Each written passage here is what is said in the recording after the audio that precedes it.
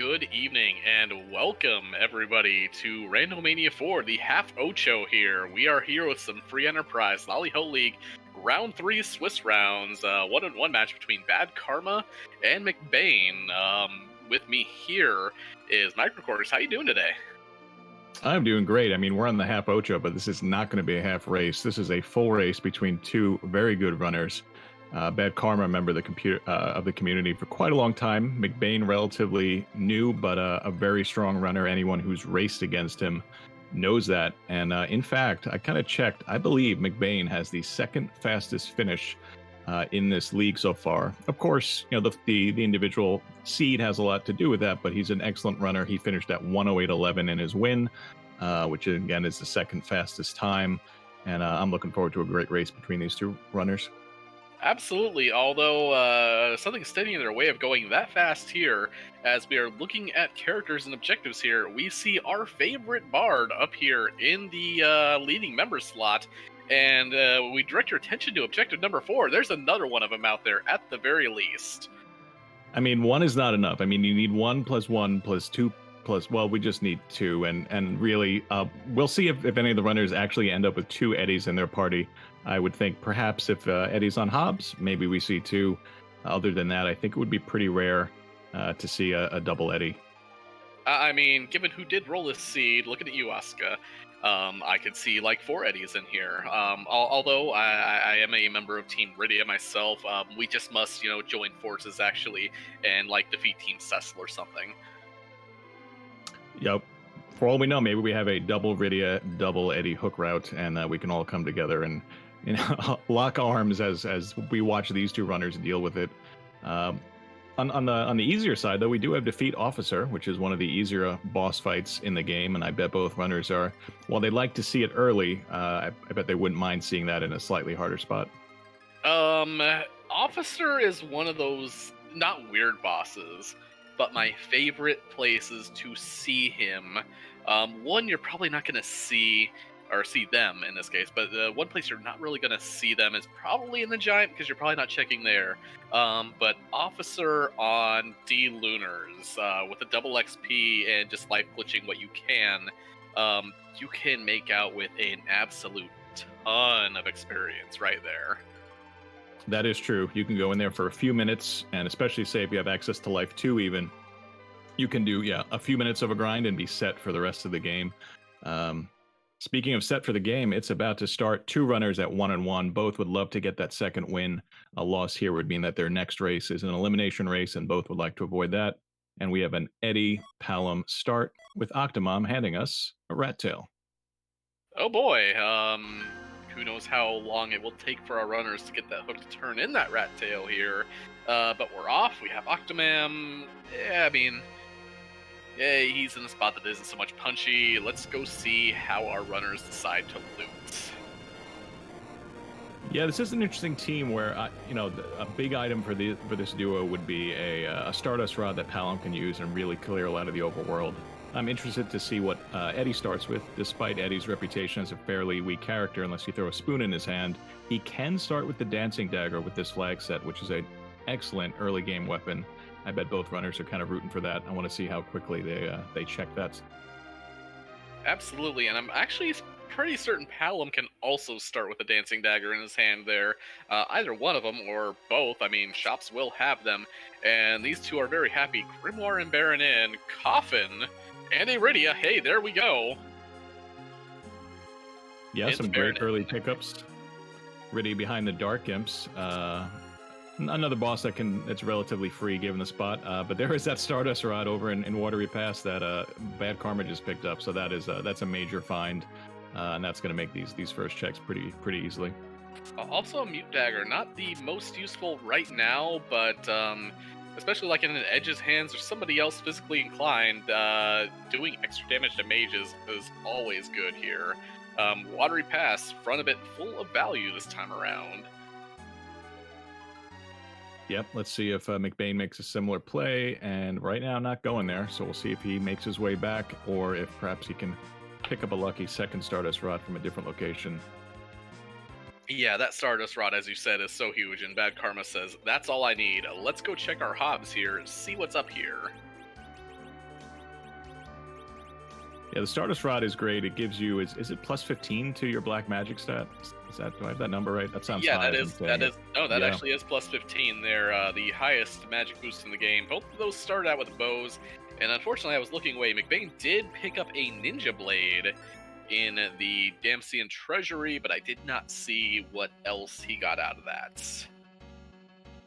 Yeah, I missed it too. But yeah, okay, so it is the plus 15, but what you're going to see them use it as, BadKarma is going to use it as an item. It casts the Comet spell, and it's going to do, what would you say, between 4 to 7, 800 damage per roll. And again, that's big damage in the early game. Hey, speaking of things you want to use that big damage against, is Kanyatsu, who immediately decides he does not like the music and punches the new Edward right down. But Palom does fire off that Stardust Rod, 700 damage, so even this Gathering the Water is going to be, he probably won't care. No, it's going to be a little trickle lapping up against your toes, and there it is, barely breaking double digits. When I saw the starting character and the objective, I wondered, would we have a time on this stream where there'd be 4 total Edwards between the two parties, and that dream might come true. Yeah, more likely sooner rather than later. McBain does check the Barren Waterway, or not the Barren Waterway, but the Watery Pass, does find the Barren Guards, so probably a little unhappy to see that, because that's a free boss where you don't want to find a free boss. 2 coffinable, hourglassable bosses seen already. The imps in the inn and the Baron Guards there. Neither one, unfortunately, their objective, but they are getting this objective number 4 done right away, and we will have our 4 total Edwards in action. Yep, again, as was said, very happy to see the turtle here and not in somewhere where it can be extremely rude. However, Kanyatsu doing the thing yet again and punching that bottom Edward quite dead. As Shiva comes out and makes that a non-factor. It's a very consistent turtle. He knows who the threat is, and he eliminates the threat. I don't know if you noticed, the Grimoire was used, so that's something that... I don't know if BadKarma picked that one up, but just by the nature of having the Stardust, you can save some of those J items, and a Grimoire can be useful even in some of the later fights, and McBain had to spend his early. But it's good to use your items when they're needed. Yeah, J items, I found, unless you're like hitting a weakness, you've got a couple Boreases against stay later, like Rubicant or something like that. You kind of like to use them in early checks, as they do kind of start falling off, like things like the Ruby Spot, which has like 24,000 health. Yeah, certainly. Though I think there's been at least one time that a lucky Bahamut roll saved my bacon in the King Queen Evelyn fight on that hook route. Get a quick 5,000, 6,000 damage. Speaking of wonderful items saving people's bacon, that was an Hourglass 2 that McBain picked up there. Gonna see if BadKarma also grabs it, and it looks, yep. Some more good J items, a Vampire, a Lit Bolt. Very good in the early game. Lit Bolt, of course, scales with the user's hit points, so none of these folks are going to be throwing out big Lit Bolts right now, but if we have an early lightning weak boss, we do have that Octo waiting for us in the Beigen spot in Baron Inn, so by the time one of these runners gets there, perhaps that will do a little bit more damage with a higher hit point character. I mean, right now, our known party is Palom, Edward, Rydia. Who else is cheering for a hook right now? Oh, well, hi, friend. There's a good chance the hook won't be behind this, but it could be. Yeah, if it's a hook on this check, unfortunately, as Asuka just mentioned, unfortunately that does mean that that the magnet is available elsewhere. And looks like our hook dreams are still alive. Pretty good arrows. It's nice that Wyvern had a cache of the arrows to defeat herself to hand you after you were proved worthy. Yes, Wyvern guarding its own weakness. Very cagey by the Wyvern here. Yeah, good job, Randomizer, giving us a very appropriate reward. Now, the wonderful news about seeing the Wyvern this early here is where you see that Palom just, on BadKarma's side, just straight up dodged that Mega Nuke. Does not care. Yeah, I think if you tense all the muscles in your body at once, you can just kind of deflect it. Or maybe he was nimble enough to jump out of the way, but either way, unscathed. Yes. Either way, as I was saying there, seeing the Wyvern there, and we've heard the term so many times about agility anchoring, and Wyvern is one of the rudest bosses, where you really want like a curse string or something to take that into account. However, the Wyvern going by the wayside does give you a lot more leeway, and those look like vampires in the wool shop. Very nice find there as well. One of the few J items, attack J items you could still pick up here in the shops, and definitely worth a bunch. And McBain is picking up a big pile of them. That was quite the stack. I wasn't sure how many he would be going for, especially considering that Palom's level 2 spells are either online or about to be. But yep, they can definitely make the other party members be able to do their share of the damage in the early fights. Yeah, I think Pelham lived through Hobbs, so should have access to those level 2 spells. Might be leaning on that Stardust Rod still anyways. That's Baigen. That's a good target for a Stardust Rod. Yeah, unfortunately, I believe McBain is the runner who did not pick it up. So we're gonna have Palom bluffing up some spells. You get one free cast of spells before Baigen puts up a wall, so I think he's gonna try to take advantage of the bluffs to make it count. Yep, did throw a Vampire at an arm there. Baigen should have probably around, give or take, about 1,400 hit points minus the arms here. Here comes the Ice 2. Good hit.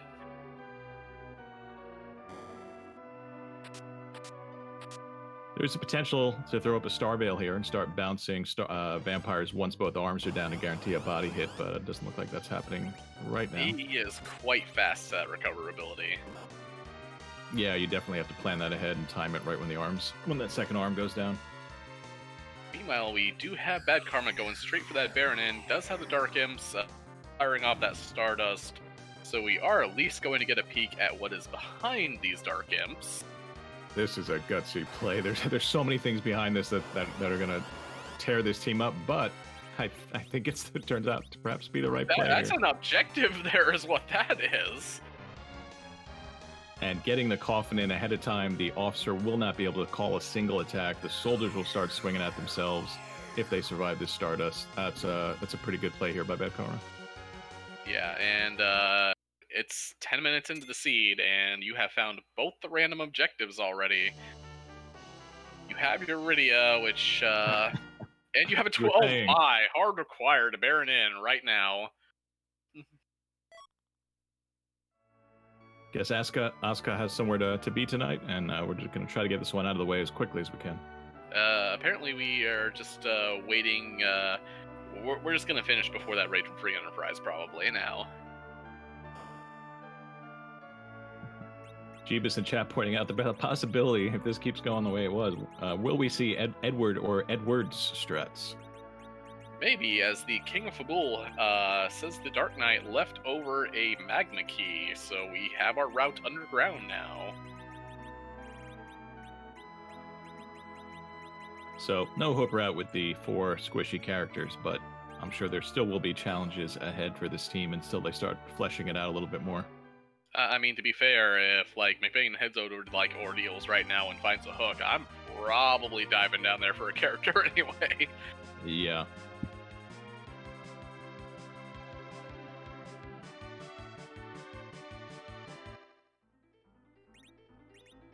So anyway, McBain is heading straight to drop in that magma key, and BadKarma's probably going to be right behind him with Iridia in tow after this Fabul defense. Yeah, I'm wondering what McBain's going to do. Freebies are always a great option when you head underground, but usually if I have a team that has some characters that can benefit from a few sirens, and of course Palom can to get to Quake pretty quickly, but I love doing it with a fighter like Kane or Cecil and a white mage, and we don't really have any of those right now. Not so much, but I mean, like you said, with Palom, 2 sirens will generally get Iridia to places like Virus, where even without getting a summon drop, she actually has use without needing equipment like a heroin robe, whips kind of that thing. So. And my guess is, we are going right to Tamra.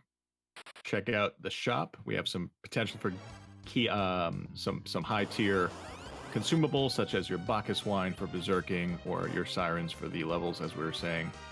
But we're gonna take a look at this job, dwarf. A general farm worker. Is that French vanilla? That is a very French vanilla. Or is that just vanilla? We'll call it French vanilla. We'll be nice to that one there. We do see a Zonk, however, at the item shop, but nothing good today in Tamara. There's that Stardust Rod. The advantage of the Stardust Rod is that cast goes through the wall, so if he needs it, BadKarma can launch more comets at Vigan. Yep, one more of those should do it, and he has the Eddie trying to shoot himself while the Rydia took a shot there, so I think he wants the Eddie to be an anchor, but I'm not honestly sure, as that second Stardust will drop that Vigan and give 5600 XP to the team there. To answer Ghost Rider in chat, Eddie, yep, the spoon flag is on for this first flag set of the tournament. Unfortunately, the dupe glitch is not on. We cannot have multiple spoon words, but I think either runner would be fine finding a spoon relatively early. Yep, McBain actually making a play here, which you'll probably see actually in the next round here when looting becomes a little bit more prevalent with money being a whole lot harder to come by there. Did find the monsters chest in the upper floors to the Fey March there, and is looting it out now that he knows which chest to avoid. Very nice to find that early. Know that you have free and clear, especially early game when you're still in loot mode. The items in here I think are randomized to be slightly better than a lot of the overworld spots. That coffin's actually pretty big if you can find some sirens. Just one free egg kill is honestly all you need sometimes. For sure, big pickup by BadKarma on Mount Ordeal's curse ring found in on the second chest up ordeals. Yeah, that's really huge. That at least lets you level everybody without fear of not having your anchor, because minus 15 to all stats will generally get you most of the way there. McBain about to get to the free chest here in the Fey March for a key item, and we have oh my! I guess we want some levels on Rydia, and a whole lot of them. Yeah, I hear dragons are good.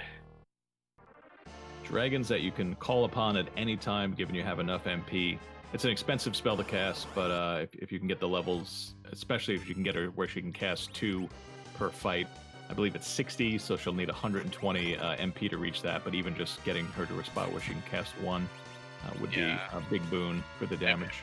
And with just minor equipment upgrades, can be flirting with the damage cap pretty quickly here. McBain, of course, is the runner that did not pick up the Rydia. I'm not sure did McBain, I don't believe, peaked early either, did he? I do not believe so. Anyway, yeah, we do have Karate over on BadKarma here. Actually, wonderful place for him. This Karate has, next to no physical attack.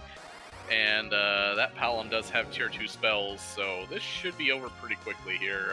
Did make the Edward face down here. Apparently once that one is an anchor here, that's a lot of good caster stuff in that Fey March weapon shop too.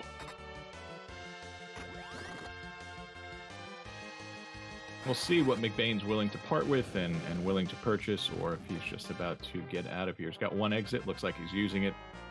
And we'll see where he goes next. I wouldn't be surprised if we saw a Sheila 1 setup, or perhaps he'll do more shopping. Yeah, might be Sheila 1, might poke over to Dwarf Castle, see if the good stuff's over there, as we only had illusions in the item shop over at the Fey March, so nothing of the good stuff in terms of the items popping up just yet. McBain's giving us a save. Yep, gonna go check out a few chests over here, gets a Power Staff and a Flame Rod, which is okay, but I mean, those chests have had some pretty good things, because Sylph Cave with 7 trap chests is actually very dangerous loot. We actually see some saving going on here. And yeah, those first 2 magical items he found are kind of pale in comparison to the Stardust Rod and BadKarma's side. I bet McBain was wishing he had found one of those. Yep. And Bad Karma's heart probably just skipped like a few beats there, as there was a blue robe that popped up in the back spot. Worst place for a Fabul Gauntlet ever. So you think he's not disappointed he only gets 1 fight instead of 5 fights? Yes. I would agree. You do have to swing 3 times, though, so it is a bit of an ordeal here up on the mountain. And McBain is going to make our item check. Might actually save outside, and I actually kind of like this. Might poke, might see the boss slot here. Not going to be in any condition to fight it, but knowing exactly who is here. Well, there's our levels. There is Sirens, so there is the grind, and I believe McBain did. Yeah, that's a coffin there. Seeing what to sell here. Don't hover over that Bahamut summon. You're gonna want that. Yeah, that would be some dramatic irony for us to see him sell a Bahamut summon right now. Yep, and if I'm McBain, I might want to check out that. I mean, it's right now you have a Pelham and 2 Edward. I might want to try to fill up the party just a smidge more. That's Valvolus. That's a little rude. Can Pelham get this virus off before she go nope? Actually, is this one of the places you can hit with magic anyways? No. You can hit her, but McBain proves me wrong here, is lining up to mash an egg here.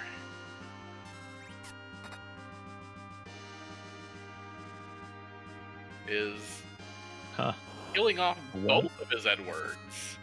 A 1-person Siren egg. Yeah. I mean, Quack Kid should be online after this, but here's something interesting. Go ahead.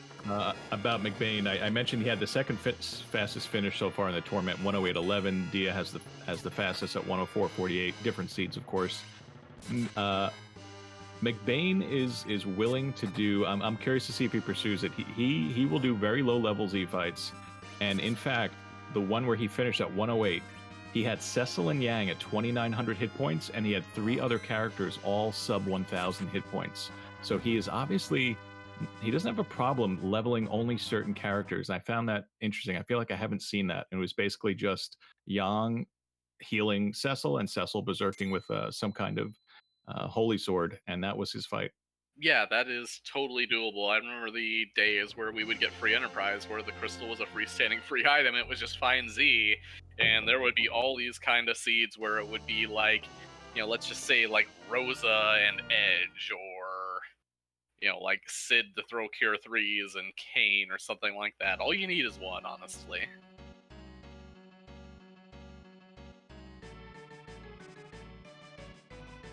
I'm wondering, I didn't see how many Sirens he bought. I'm assuming he bought a handful.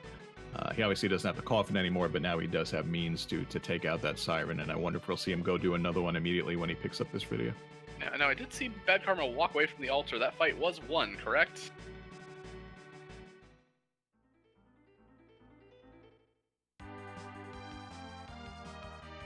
Looks like we're getting confirmation, and sounds like the item was a Zeus Gauntlet. Oh, well, that's a very good find. Unfortunately, right now, the only character that is qualified for this Zeus Gauntlet here, as Bad Karma did go to the Baron Inn, did pick up that Rydia. There is the only character in this party that can equip that Zeus Gauntlet right now is an adult Rydia. Yep, and I think she's going to have better things to do. Space Dragons do have a tendency of focusing your attention.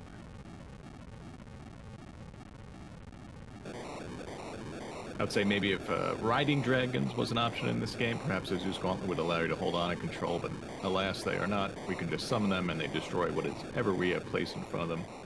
I mean, we do have a Dragoon, but unfortunately, Kane has a long standing of backstabbing, and Bahamut probably is not in for that. I would say not. Anyway, go ahead. We have a spicy Eblin Castle play going on here. Yeah, I often associate this with more melee teams with the chances of getting, say, a White Spear or a Ogre Axe or something like that. But Crystal Ring, I don't know if that was just a new pickup. Getting some ether too for the mages. Yeah, he just got it, and that's actually really huge here. Because if you can have Palom lead off a fight with Quake, unless this happens to be the Mad... Oh, it is the Mad Ogres. They do have that Hourglass, actually, but... And a Mute Dagger. Okay, they have means of killing these guys. And he did just pick up an Elven Bow. And they have Artemis Arrows. Yes. So I believe these ogres will be cleaned up. Yeah. They are technically mages. I don't know why, but they are technically mages, which means the Mute Dagger does get the damage buff on that.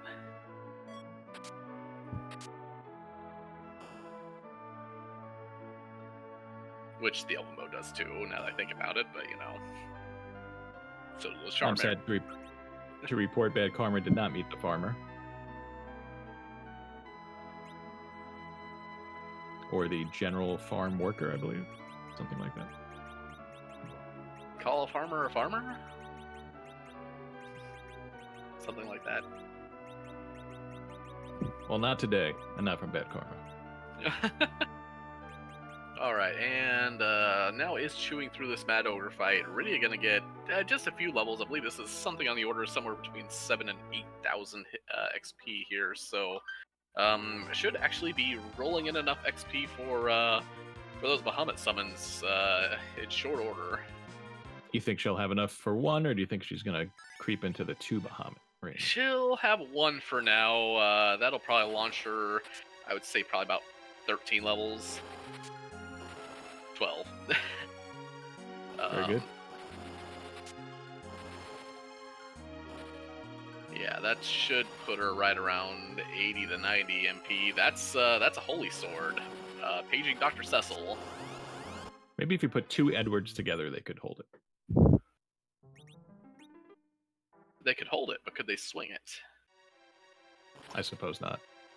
But of course, the Bahamut getting applied, very happy that he did not end up selling that, and I think we're about to see it get used. The question is where? Wherever they want, honestly, but yeah, gonna mess around with the inventory a little bit. Doesn't have a whole bunch of extra... Oh, wow, Ninja Hat, sure, let's, if you want to fire those Bahamuts off fairly quickly, buff your summoner's speed and let them go fast. Crystal Ring and Ninja Hat. That is one speedy, green-haired caller. Though actually, I didn't notice the sprite. Yeah, a good point. I do not remember. No, she's got black hair. That's right. Okay. But McBain is going over to cash in a few more of those sirens now that we have access to. I mean, Quake is plenty to drop some of these eggs here. So at that point, if you're McBain, you have a grind here for your 2 black magic casters. Where to? The fact that we have the Edward already, if we didn't, I would probably heavily lean towards Dwarf, but there's lots of options. I probably not Fey March, so I don't know if we know who the, it was a purple robe, perhaps that purple robe down in Fey March. The Mom Bomb might be a bit trickier. There's a Mom Bomb in Leviathan spot, but it looks like Dwarf is going to be the play. Yeah, I don't know if we actually saw the robe at, but we did see Fey March. Yeah, definitely I could go down there. I do kind of like Dwarf. We are going to see another character there. One thing, however, is if we get like 2 Bahamuts online there, Rydia can actually just brute force through even the Twin Heart fight, as Bahamut is generally enough to break the magic defense there. Yeah, that is true. I almost forgot that they did get that Twin Harp already through the Baron Inn. But yep, Dwarf is not a bad play, especially, you never know. It could be an Exile wielder showing up, or perhaps a Fu. We do get confirmation that it is Mylon Z at that purple robe in the Frame Arch as well. Pretty convenient that Fey March is selling illusions. The one thing Mylon Z does well is punch, especially in that spot. Yeah, I never really got that there. Big Fiend to the Earth there, and when you fight him outside of all those lit 2s there, he does one thing, and he does one thing well. He punches, and sometimes poison with his punches. I believe he's got curse in there. I can't remember. It's been a while. But yeah, it's just punching. So one Bahamut, not quite enough. I want to see when BadKarma, if he chooses to put the Stardust Rod on the Bahamut caster, what kind of rolls he gets. That was a 4,500. Even the Quake added on, still a little bit short. Yep, you've got about 8,000 hit points to shoot through. Oh no, that's Cure 4. That's what you don't want to see from McBain, who did 6,900 damage. Here comes Bahamut 2. Unfortunately, at that point, Rydia doesn't have the MP for more. Does have Ethers. Unfortunately, that's an orange face, and that's the Cure 4 face. And here it comes again. Expecting perhaps a reset here, or is he going to try to power through with Ethers?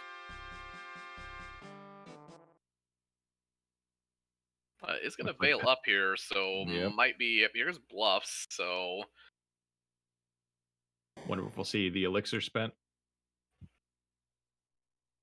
Yeah, just a little bit of... no, if you don't throw the Elixir... 33 plus 1 should give Rydia one more Bahamut here. Yep, 48 will do it. Alright, now the fight will be over. Yeah, but got within 1,000, as this slot does have, I believe, right at 8,000 hit points.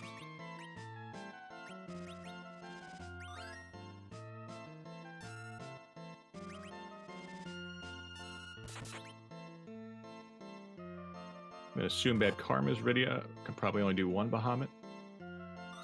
Yeah, and wow, those counter punches.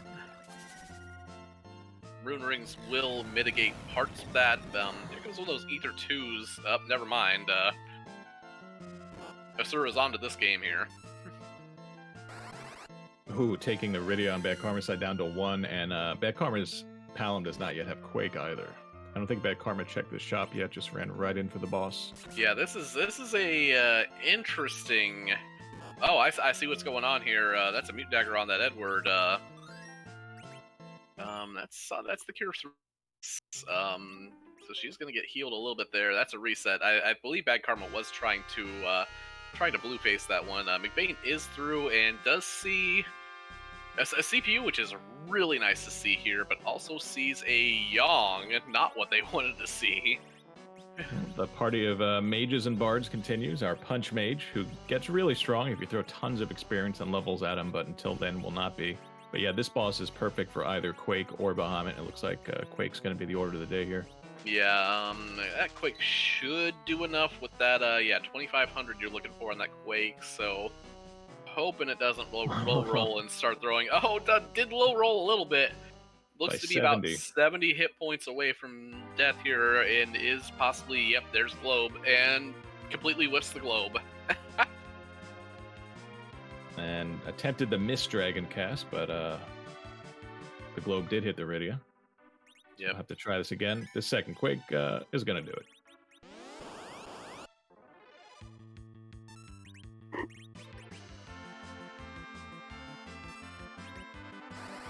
Meanwhile, BadKarma saying enough is enough. Let's go scramble some eggs. Let's get some XP on these casters and go take another shot at it, which is the play here, really.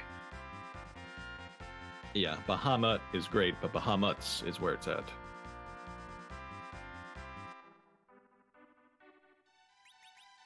Yeah, nice little orb grind. Did get, quite a bit of XP there.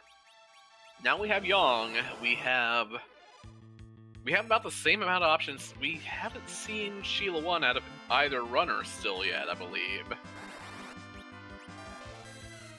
No, McBain set it up, I believe. Unless he didn't. We saw him doing the looting there. I'm assuming he went down and set it up. I think I looked away. I don't think BadKarma has ventured into Sylph Cave yet. That's where I'm at here, too, as well. Yeah, McBain had those ethers did get from that extra looting out of Cave Evelyn. That's a little heaping helping of vanilla with a Luca key from Luca. I suppose a very reasonable thing to have tied around your neck as opposed to, say, a pan or a chopped off rat tail. Or an airship hook. That's correct. We have a sensible Luca today. And I think McBain says, I mean, gonna check some shops here, but I would assume landing here is for one reason only, and we're probably gonna see some music. Those were Cure 3s, those were Star Veils. I like that item shop. That is our low-level strat kind of starter kit if he ends up going that route. And again, McBain is, I think, pretty well-versed with going into risky Z fights, so some of that perhaps could help him out. I mean, having even X's, that's even nice too. But yeah, all that stuff just hanging out in Troya, right outside of where you might be turning that pass in, and is buying extra Star Veils, it looks like. So might be thinking a little bit ahead here. Yeah, it's pretty convenient. Ether 2s even, Kamikazes as you go into Cave Magnus, but I don't think he picked any up. No, however, given the party right now, and didn't do a whole lot of grind, should be pretty well fine in terms of the opening salvo from the Dark Elf. Probably will do it. Yeah, we might not see that weak cast. BadKarma did set up Sheila 1 and is giving us a clean pressed white shirt. A clean pressed white shirt, which I believe nobody in this party can wear. Yeah, do they both have grown-up Rydias? Actually, no. BadKarma still has the so BadKarma's Rydia can still equip that white shirt, and if she is wearing that white shirt while she grows up, she'll keep that white shirt until you find something else. We'll see if BadKarma takes advantage of that little quirk, but both runners are going to be giving us music. They've had the heart for a little while, and you don't want to put up your objectives for too long, especially considering this could lead to one of the others. Now, actually, it was McBain that was not on ordeals yet, correct? Or was it? I remember equipping that young. Did not see the Zeus gauntlets go on, though. Yeah, I believe you're right. I think it was just BadKarma so far up ordeals.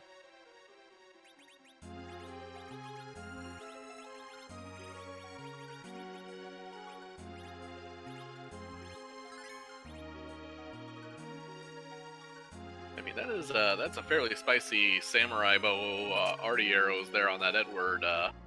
Kind of nice to see 110 attack power on him there. Big attack, no cutlery necessary. Just good old-fashioned bow and arrows.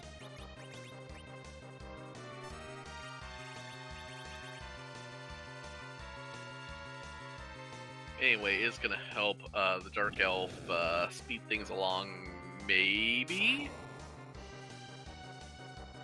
But, however, we've got, as we say, DJ Spoony B with the greatest hits of free enterprise here. And, yeah, we're going to get it in stereo, or at least we would get it in stereo, but I'm not sure how that really works here. But I'm going to show up. I'm going to shut up for a sec while we figure out what's on the station today.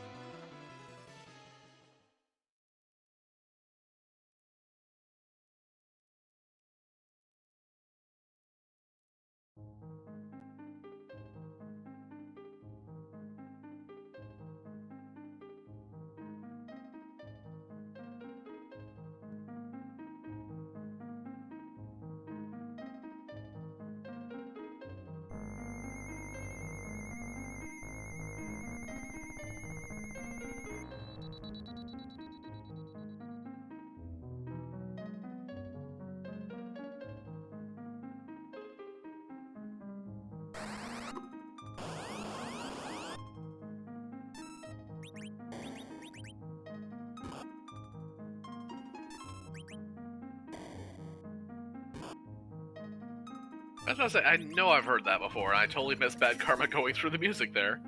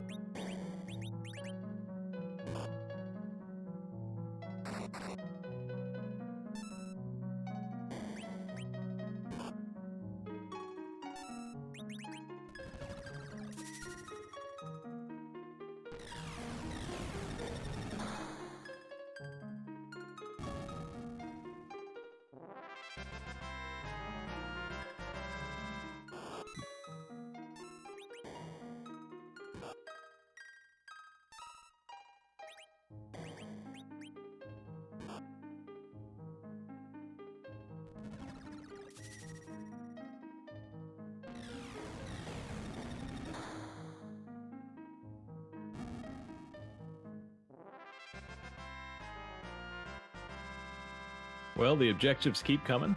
It's nice when magic can hit in that spot, as you mentioned earlier, that Bahamut cutting through, knocking down the walls, and we have half of another objective handed to us as we complete objective number 1.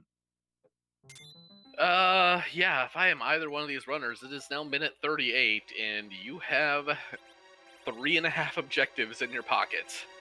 As you said, we have definitely seen McBain do low-level strats here. We do have 3.5 objectives, however, we have not found moon access, so do need just a little bit more to get these two to the final fight here. Yeah, if one of their next checks shows the legend and they haven't had that either darkness crystal or pass yet, they're going to start, kind of starts gnawing at you a little bit. Where do I have to go to get up to the moon? So we'll see if that happens first. Will they have go mode essentially without moon access? Yeah, McBain rolling over to Mount Ordeals is going to be happy for Yang at least. Probably less happy at the no real progression there. His run right through is going to skip that curse ring, unfortunately. However, we're down to Keyless Tower, we're down to the Luca Key, and we're down to Feymarch bosses in terms of possibility here. And we still don't have a white mage. Cure 3s were available in shops, and Cure 3s are guaranteed if there is no white mage in the seed. Their presence doesn't mean there isn't, but we could be going that way. I mean, there kind of has to be one, honestly, because even with the Distinct 10, even if you write Rosa and Forum out of the seed, that's does true. Mean Fu still exists. That is true. Though the one and only could be behind the giant. No, didn't say it had to be easy.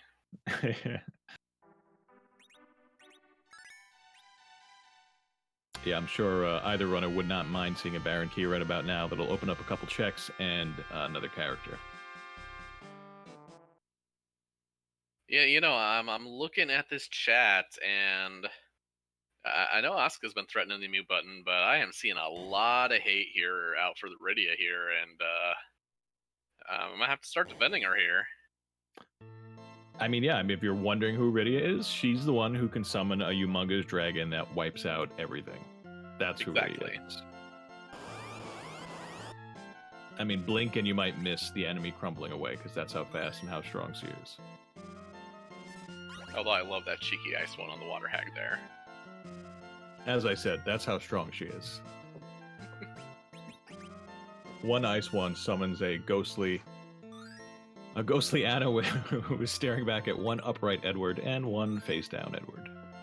Is this an existential crisis for Anna here? It's like, wait, what's going on here?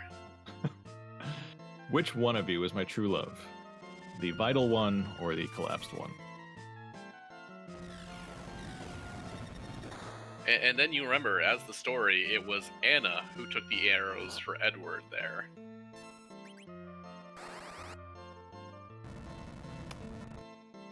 Yeah, and I wonder if she sees the collapsed one, she thinks, well, I only did half a job here. She'd be like, I took the arrows for this. Well, what's going on here? Do you think there's any chance McBain resets on seeing a non-key item here, despite it being a great gauntlet? Hard to say, given the party makeup here. Again, it's a good reset, and only Yang's really getting used to those Zeus gauntlets. You're seeing Val, so hey, there's information, there's the reset, yep. Yep, no D-miss, no key item. It's a fight, a cutscene, a walk down a mountain. I don't immediately disagree with it, but you are kind of... was McBain the one that went into Evelyn Castle? I'm getting them crossed up now. Yes. So does have that Holy Sword for Cecil. Which is pretty great even without a Zeus Gauntlet, but yes, the Zeus Gauntlet makes that better. But yeah, there was a calculation there, I think, about the time. Yeah, it's just more the whole if our paladin does show himself here, and we've still got plenty of distinct characters to find here. Do you regret not finishing up Ordeals at that point?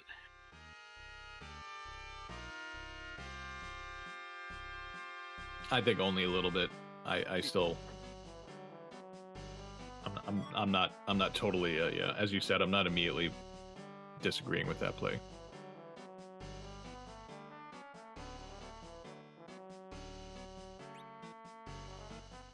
True, and we have McBain taking a lot of levels here.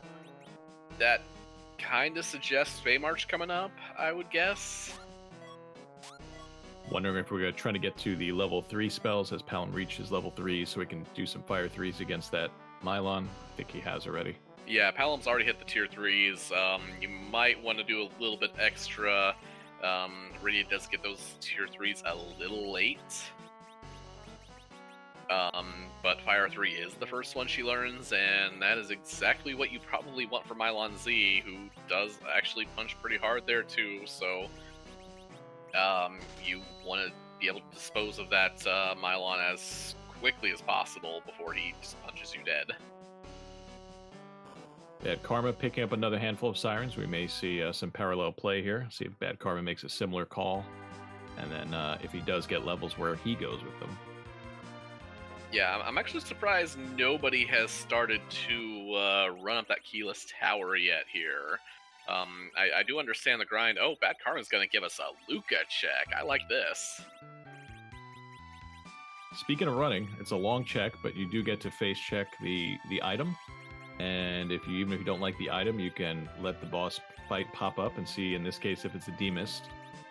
We don't need to find the officer, which of course both runners have completed already. That was the second fight in the Baron Inn. I mean, to be fair, Possum, if you had all the Edwards, Porums, and Rydias inspecting the floor right now, you'd have a two-person party of Palom and Yong right now. And McBain is dropping the Yong now.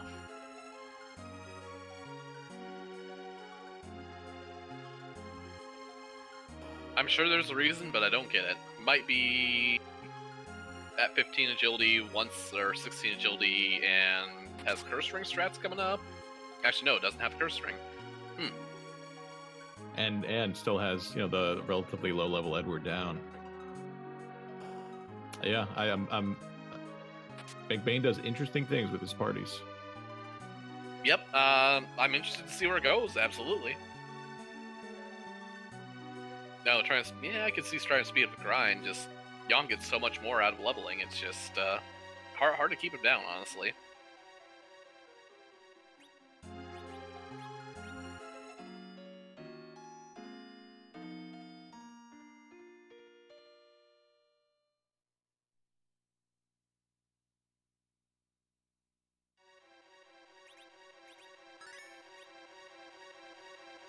All right, looks like we're going to get a look in a few seconds at the item in Sealed Cave. Is it our moon access? Is it the other half of Forge? Is it something that BadKarma is going to think is worth the fight? And will we see a sneaky little demist hiding in the evil wall spot? And the bigger question is, are we going to see a rabbit hole?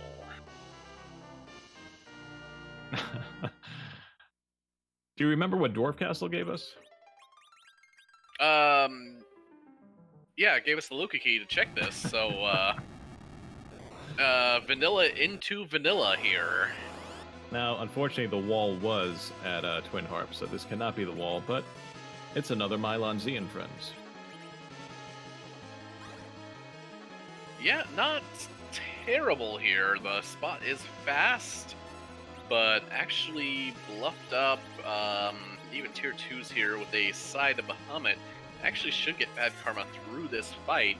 There's our moon access, so now if you're BadKarma and McBain, who should coast this fight even easier, is the moon calling? I think both of them are gonna definitely take Keyless Tower before Moon, because again, they're just one item away, and I think they'll be very interested in, and perhaps even Feymarch as well. It's always that call you have to make. Can you go back in time and like a day ago about this time and tell me that? So sounds like you went Moon. Oh yeah.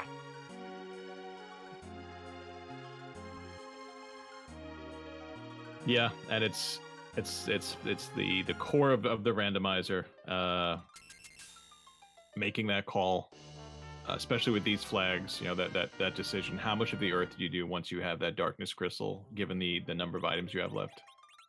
Yeah. I'm Unfortunately, gonna bite you. Bad Karma did take a wipe there. The one bad thing about the elements is that ruby spot is no joke if he doesn't go by the wayside real fast. Um, might actually even behoove to go for reflex strats here to keep the phase change from happening. Now McBain gonna have a much easier time here. Palom's already got the fire 3 on Q here. Looked like he spent a little bit of time, just wasting a little bit of time, so that fire 3 would come off first here. So even if Mylon slips over to Rubikid here, there's a dragon waiting. I believe Rydia called for that dragon.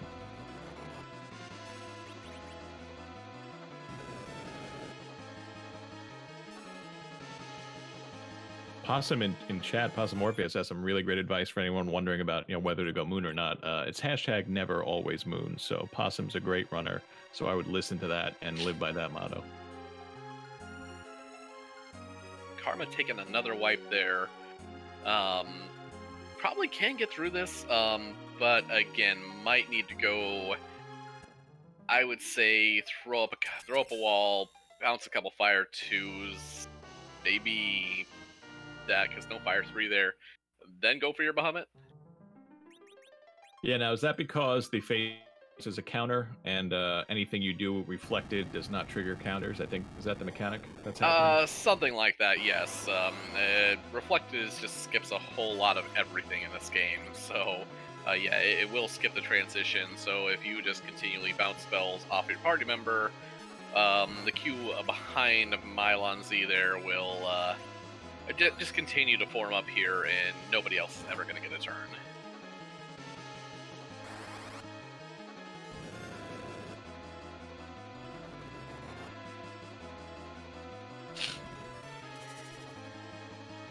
Not sure if at this point, if you would consider, even though you have sirens, would you go back a screen or two, take a door to perhaps try to get your team where they need to be? But this time, BadKarma is through, nicely done. You definitely don't want to leave that darkness crystal behind. So both absolutely runners not. now have moon access. And yeah, with what they have, a door might have not been a real bad idea at all. It probably would have got Palom to fire 3 there. Runner 1 here, going up the keyless tower. We'll see if it yields success for McBain. We'll see who the boss is, what the item is, and we'll see if BadKarma makes a similar call. I'm rooting for a Baron Key for no reason whatsoever. Sounds like you really are against going to the moon, perhaps because of personal experience. I mean, I have seen more haunted moons enough to last a free Enterprise lifetime, but actually, I love a moon play. Don't get me wrong. I keep going up there. How about a D-Miss play at the top of tower? Well, I mean, that's just like cheating. Is this going to be a 2 dragons enter, 1 dragon leaves kind of situation we have going on? I mean, that's what it sounds like to me. Though, as anyone who plays the game either learns or gets told or finds out, D-Miss does not count as a dragon. Dragon items that hit dragon weakness do nothing extra to D-Mist. But Bahamut does a lot to everything, and I expect we'll see one. Meanwhile, BadKarma says, I have a darkness crystal. I would like to go to the moon. Here's your pass. 1 lunar whale, please.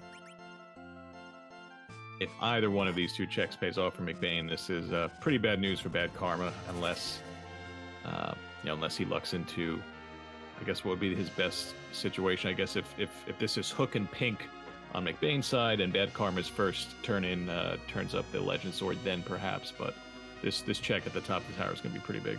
Yeah, this could technically be a character check at this point.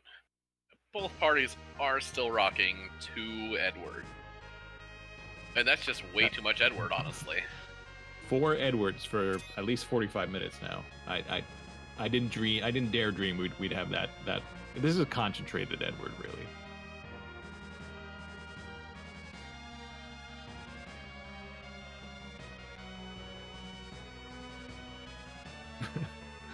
40% of the characters are currently Eddie. That's far more Bard than we are set up to handle here. If they could only get together and kind of form a, let's say, a barter shop quartet, perhaps. Barbershop quartet, and let's invite Demerin over, because we could use some ice cream to go along with these bards here, right? I mean, I'd scream for some ice cream. Absolutely. Meanwhile, Hummingways have the distillery running up on the moon here.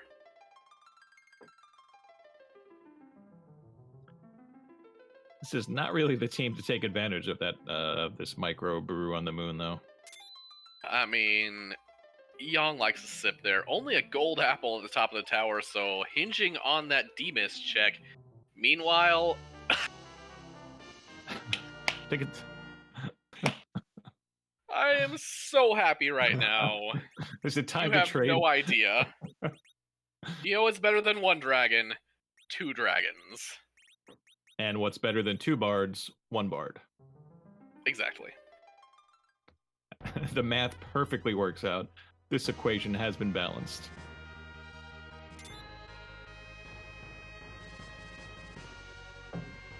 So, back to the blue planet for more eggs for BadKarma here? I would not be surprised. We're down to 30% Edward at this point. So the concentration is dropping. We're getting more diluted. We are up to 30% Rydia and 30% Edward, and somewhere Possum Morpheus's head just exploded. Yeah, I mean, listen, if your chair has a seatbelt, buckle up, because this is a powerful team that might just shake wherever you are, and you're going to have to hold on. I mean, to be fair, I like this for one other thing here. BadKarma going to the tower, but, I mean, you have Palom, Rydia here. I mean, Nuke strats? Nuke strats, anybody? Yeah, we could see a whole lot of leveling in our future. The Mist Dragon paying off with a lunar staff for our non-existent white mage so far. Tower is dead. So we've got the darkness out there. So we've got Fame Arch bosses and we've got the moon. Oh, you love to see it. Yeah, I agree with Jeebus in chat. That lunar staff, that is a clear signpost pointing the way forward. Sounds legit to me. McBain remembering 30 minutes later that Sheila is holding an item and maybe a little bit of disappointment. Yeah, it is not the Legend Sword, it is not the hook, it is not the pink tail. It is not even a key item. It's a shoit. It's a reset, is what it is. Here, take a glove, reset. Take a shirt, reset. Let's see what else they can give him that he can reset. And McBain is looking like he is committing to the blue planet plays here.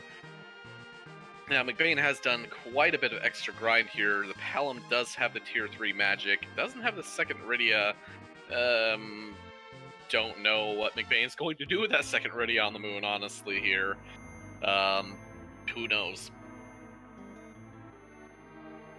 I think we have an interesting, about almost an hour in, we've had 3 out of the 4 required objectives done for quite a while, and yet we only have 6 key items found. So kind of interesting numbers playing out as the seed moves into the later phases.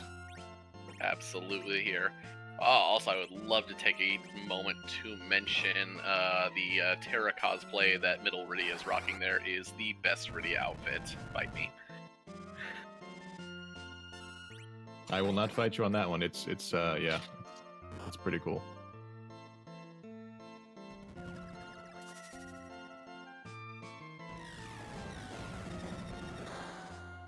Unfortunately, BadKarma is going to get the bad news here. That tower's haunted.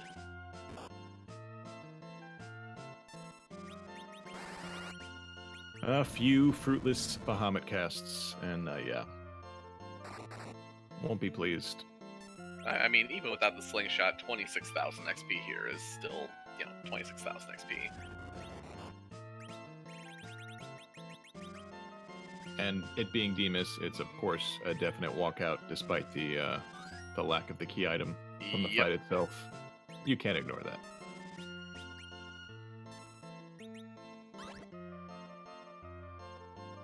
Well-geared Palom over on McBain's side, taking a hit of 1 in the back row from Mylon Z, so this fight should be no problem at all. Rune Ring's very good against this Mylon Z here. And between Fire 3 and Bahamut, Mylon Z is not long for Undeath here.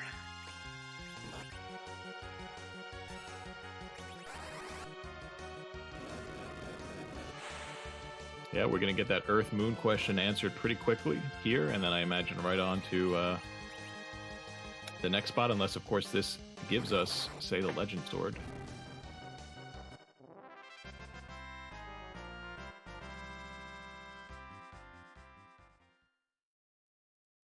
Suki, you were asking why McBain is keeping both eddies down, and the only thing I can think of is don't want the eddies clogging up the action queue here. Only a defense sword on Mylon Z there, so I'm assuming he just wants to get to the turns that the characters that matter right now just that much faster here, so keeping both Edwards down just to keep them out of the action queue is, I believe, why McBain is keeping the Edwards face down. Deciding not to take on the Mamba, despite there being illusions available, but yeah, that would be a tricky one to get through. Yeah, Leviathan hits even harder than Asura. It is almost just as fast here, so I totally get the let's leave sleeping bombs lie. Oh yeah, that's right. Wait. Oh no, McBain's going for more sirens, it looks like, actually.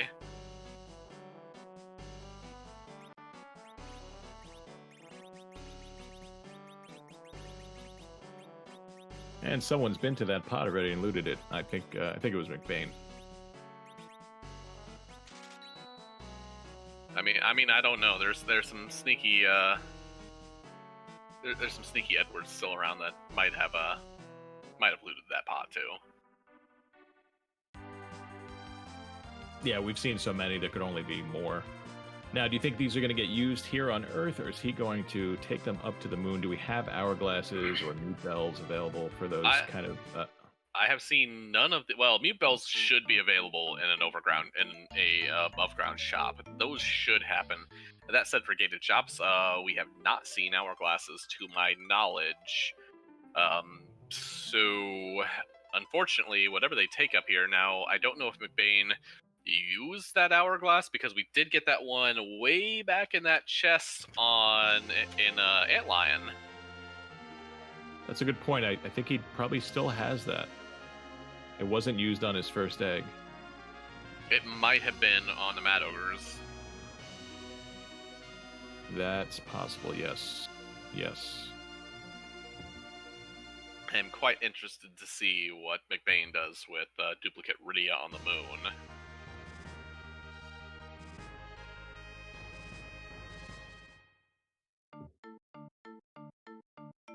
I'd ask you what you would do, but I think I know the answer. Yeah, I mean, I am probably with McBain's levels, as we do find silk webs. Hey, those are nice. But yeah, with those, I'm looking for hourglasses. I'm not seeing hourglasses there. There's not an hourglass in that inventory. Yeah, I'm pretty sure. Yeah, he was getting hit pretty hard by those ogres and had to stop them. Yep. Meanwhile, BadKarma is going to take the Warriors' chest here, as they try to keep Palom from dropping them down a hole here. Palom is having none of it.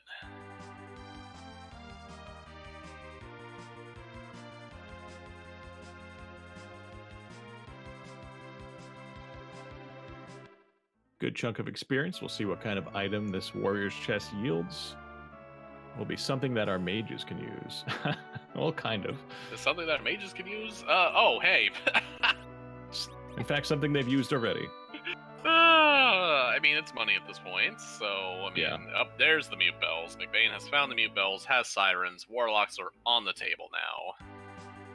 Yeah, we're going to have some big experience coming in to finish this team off, and then we're going to start seeing the moon get cleared. Unless everything is somehow locked behind that mom bomb, the moon should yield some good results.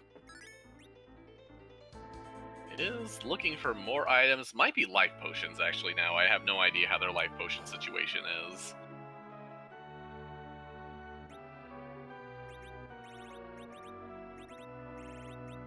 Yeah, Soma drops are... I'm seeing all this sell it here. Ooh, camping, that's good too. Yeah, I'm seeing all this sell it in chat here, and actually, I totally agree with dropping Soma drops, so long as, you know, you're not dropping them on Fu or Tella, because honestly, every other character in the game gets a gigantic repository of MP. We're actually going to get a Kaipo bed check, and there is our Dark Knight, actually, on McBain's side. So we know that there is a Cecil behind the Sand Ruby. TKC probably won't be hunting for a black sword. If McBain ever does find the Sand Ruby, we'll see if he decides he needs a paladin at that point. Or I mean, now I just want to see Deathbringer Cecil hitting warlocks for insta-kills. That would be a clever use of that of his top tier sword.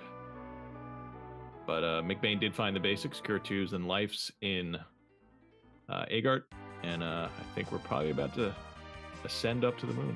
I'd say this is one heck of a shopping trip so far, but I mean, if you're going up to the moon, it pays to be prepared here with a party like this, so I don't hate it. Yeah, especially without a white mage.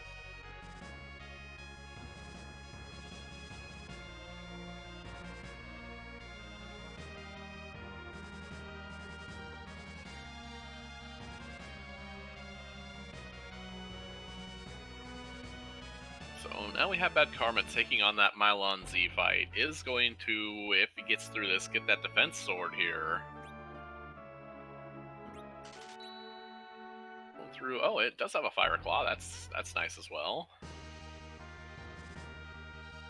Looks like McBain picked up one Bacchus for his one character who can really use it. Yep.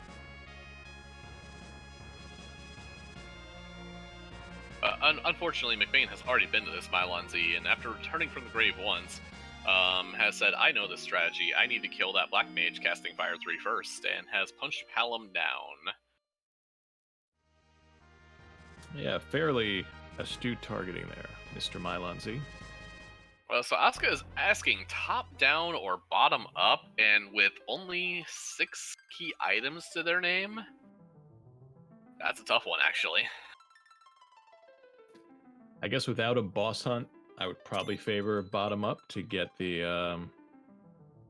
that density and hope that the ribbon room pays off immediately. But yeah, it could easily be locked. Yeah, that's probably where, because I mean, if you had like maybe 8 key items, I would say maybe start up top, so you could possibly get the 10 key item bonus off of the ribbon room. But honestly, that's not going to happen here. McBain does pick up second Rydia here. You'll love to see it. So now we just have a pile of summoners, a gaggle, if you will. Yep, I believe a gaggle is exactly 40% because we've flipped from 40% eddies to 40% Rydias.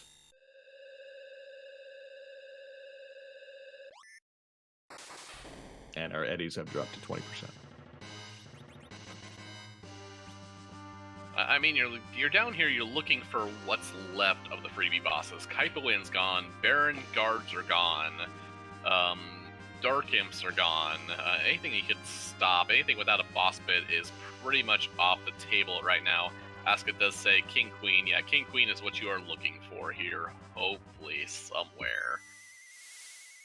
Yeah. Though to be fair, Wyvern and Valvolus and Kainatsu are also off the board, so hey, some of the rudest of the rude are also gone.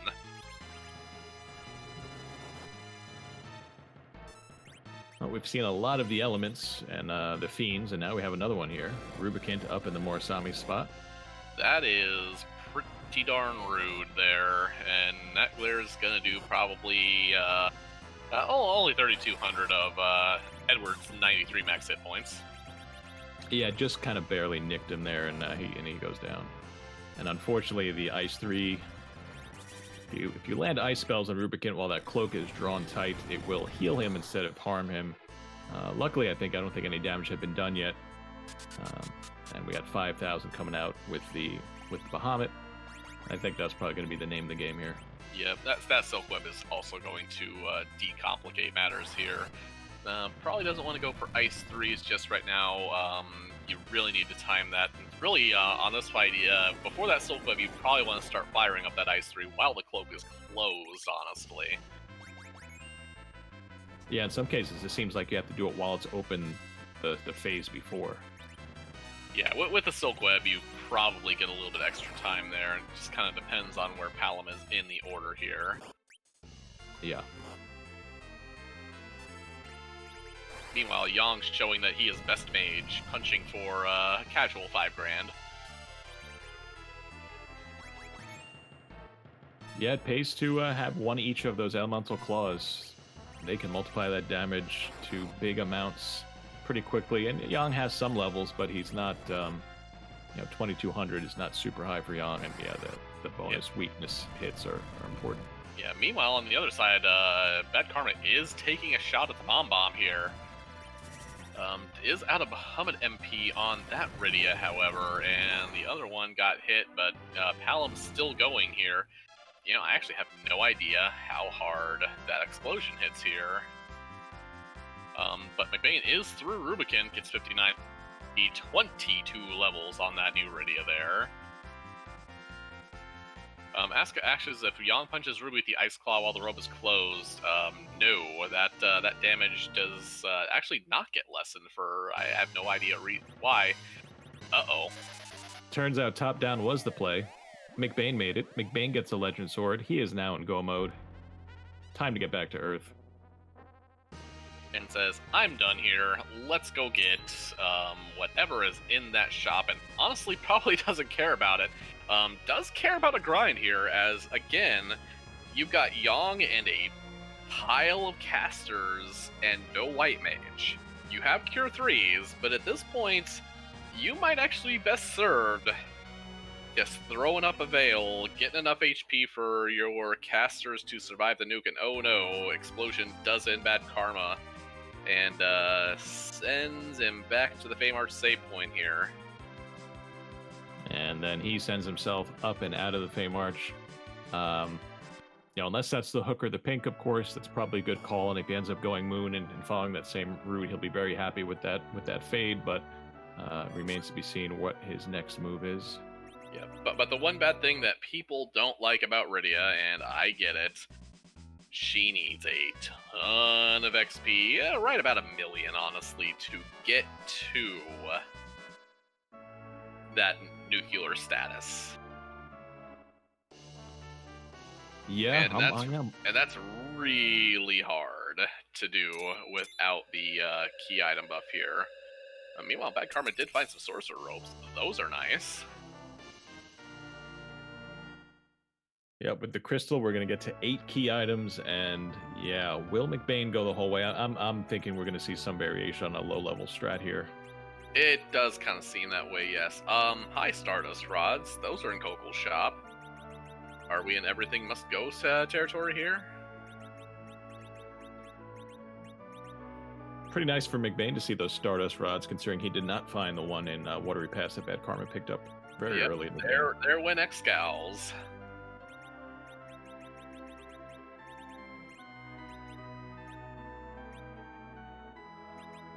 There went the Samurai Bow. I don't know if you're going to get enough for a second Stardust Rod, but you'd really like one.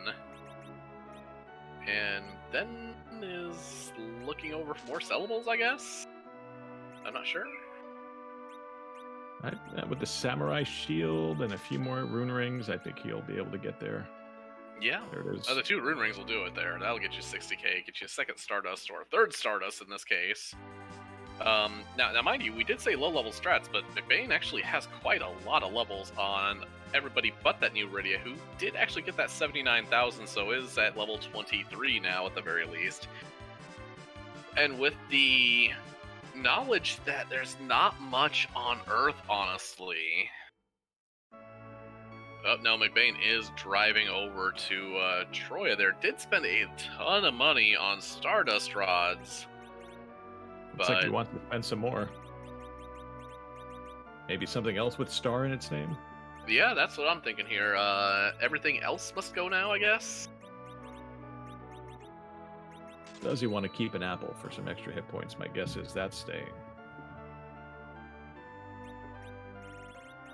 Got more Cure 3s. Looking for an exit to get around the NPC in Troya. Tries to chase her out of town. Unfortunately, that does not work. How satisfying would that be if you could just simply push that MP out with you and then you see the NPC just walking around the forest? Yep. Meanwhile, BadKarma running around doing item shop checking of his own does find camping there. Those cabins gonna be pretty big here. What are you looking for, McBain?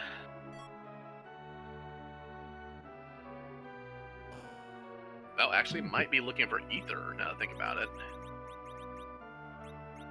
And money to fuel ethers.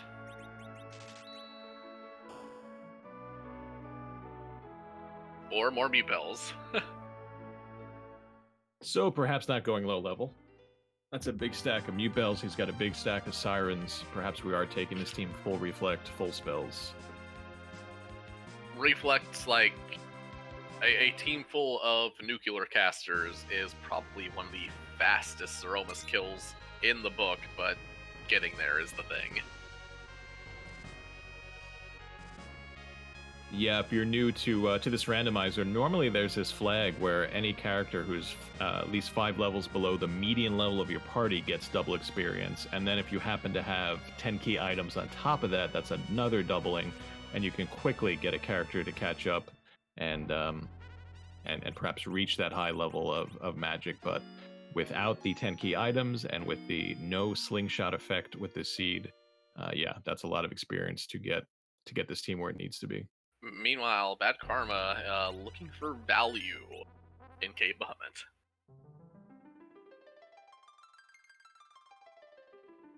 Let's see, who have we seen so far in terms of those sparkles?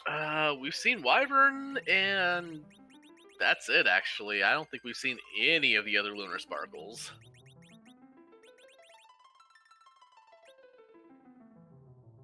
Well, if you can survive their very strong punches, there is a way through this. You could throw up some Star Veils, let them turn themselves into frogs, but we can also just try to outrace that phase and do a bunch of damage with spells.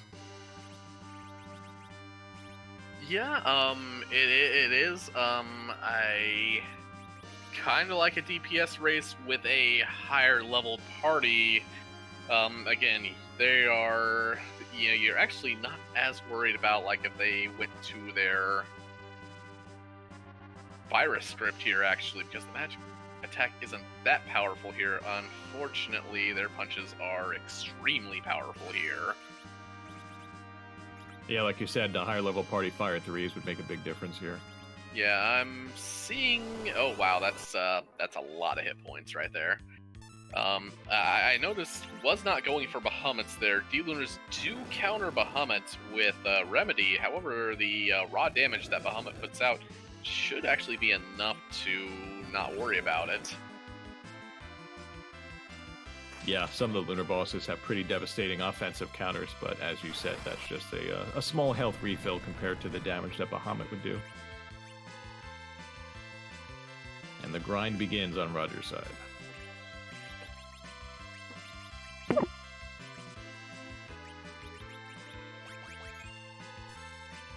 I believe McBain does have at least, well, might not have a Silk Web, actually, now that I think about it. That Face Down Eddie has gained a few levels, but isn't the... I'm not sure, actually.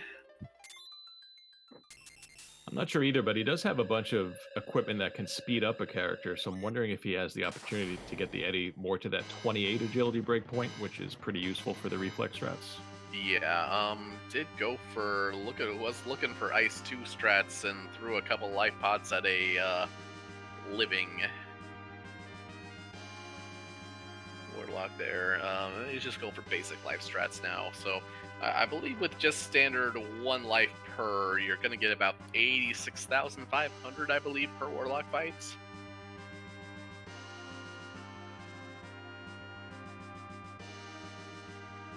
Yep, so 10 would, of course, put you pretty close to 900k,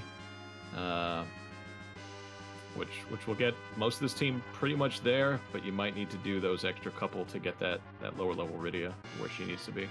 Yeah, Chief is saying this grind isn't going to feel good, and honestly, this grind isn't going to feel good, period. Honestly, with no white mage to sustain it there.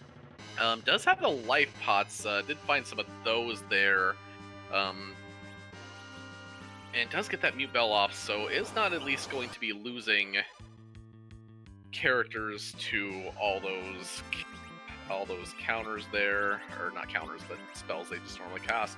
BadKarma, however, is just summoned a pair of gold dragons, does have an hourglass for them, doesn't have weak, but does have Bahamut, I guess. And should have arty arrows, unless they use them up. I don't know if that's worth it to them, but yeah, Bahamut's going to be, as it does to everything, tons of damage. Yep. Yeah, King Ryu's have just shy of 8,000 hit points. So actually that power queued up from Yang to the front one there. Oh, unfortunately, Edward ate the turn, and no life glitch for you. And Eddie pays for it. Don't ever do that again to us, Eddie.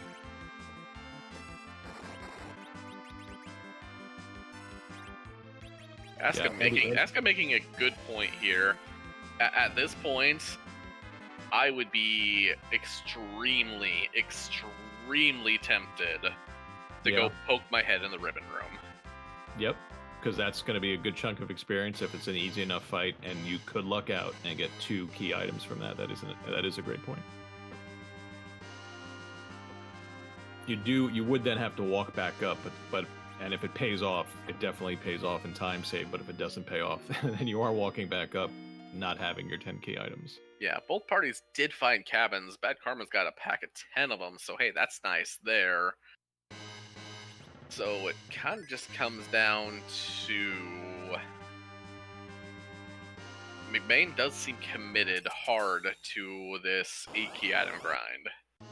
Which I get. It's an hour 20. These parties, not the most ideal. That's Plague. That's not doable there. Did not get the Star Veil off in time. So does probably have to do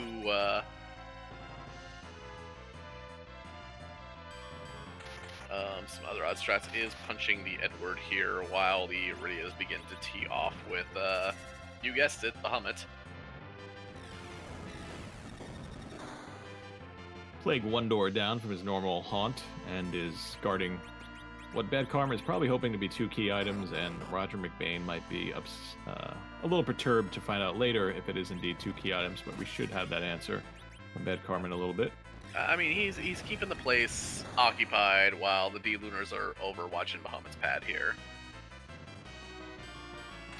A little bit of a shuffle on the moon tonight.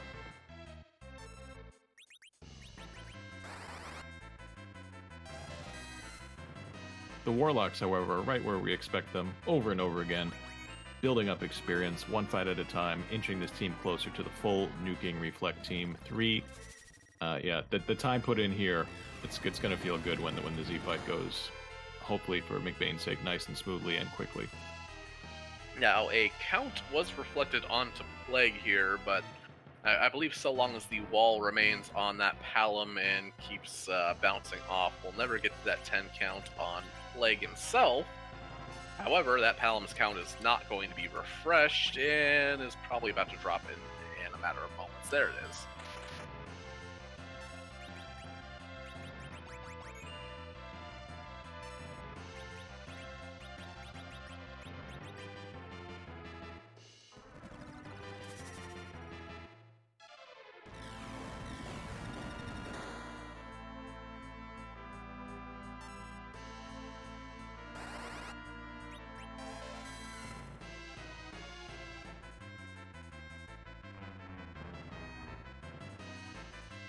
We got one Rydia, just learning now her level 3 spells, inching closer and closer.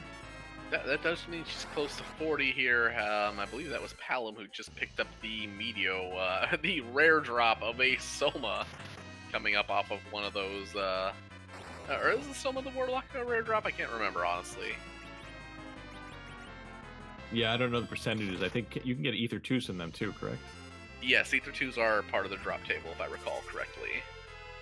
I remember, yeah, getting those from this fight, especially if I haven't had a chance to pick them up, is always kind of a treat.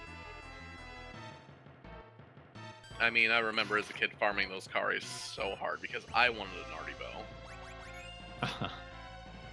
I don't think I knew about that drop when I was a kid and did not attempt that.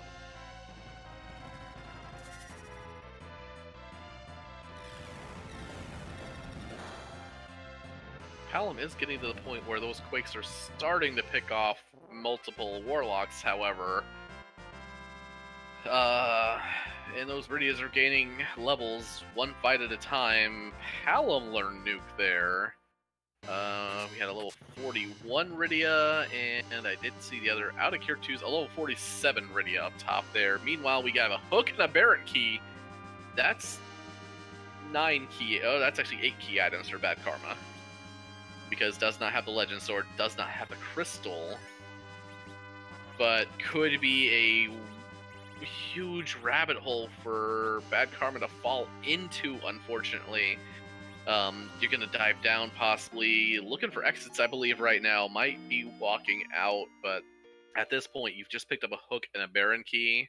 Is going to a cabin, might be looking for other boss slots, but that is a lot of rabbit hole in those 2 chests.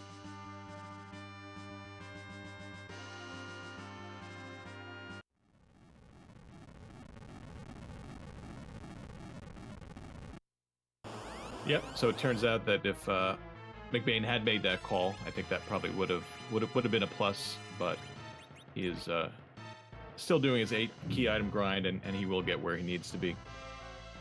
Meanwhile, that's a pretty free Luge and Balnap fight there.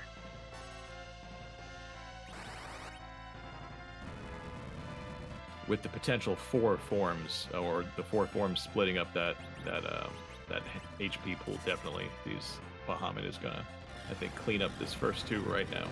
Yeah, you're gonna lose the XP here, but honestly, you don't mind so much because it's only like 31-2 here, and you're not even on that. So Luge eating the XP here, not a terrible thing.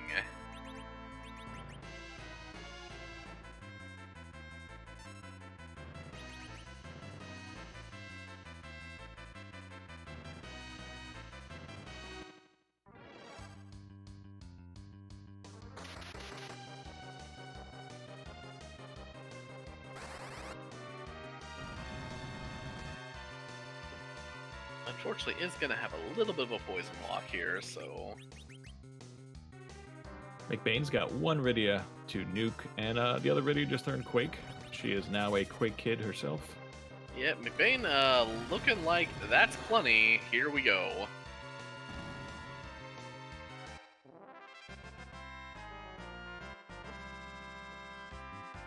Meanwhile, down goes Dr. Luge again. And what are we going to find here?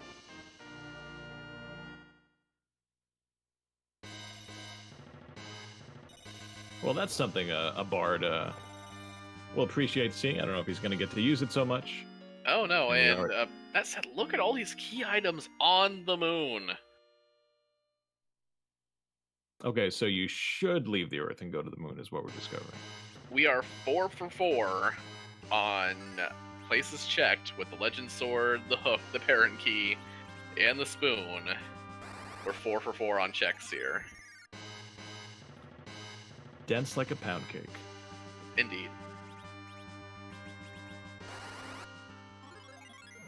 So BadKarma is walking up, doesn't want any part of that. Oh no, is actually warping out. Okay, says, I've seen enough. Let's go back to the blue planet.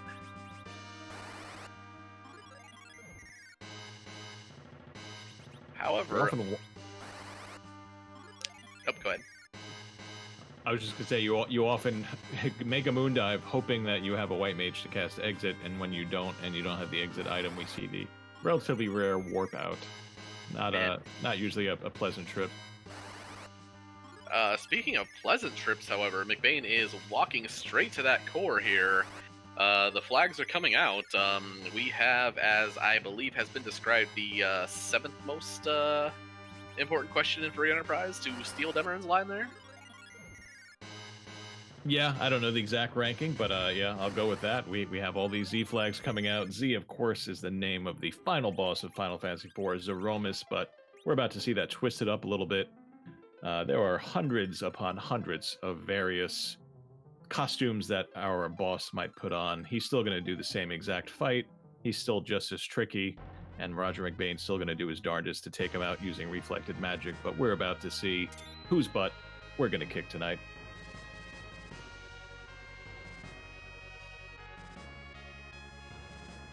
Whose butt indeed here.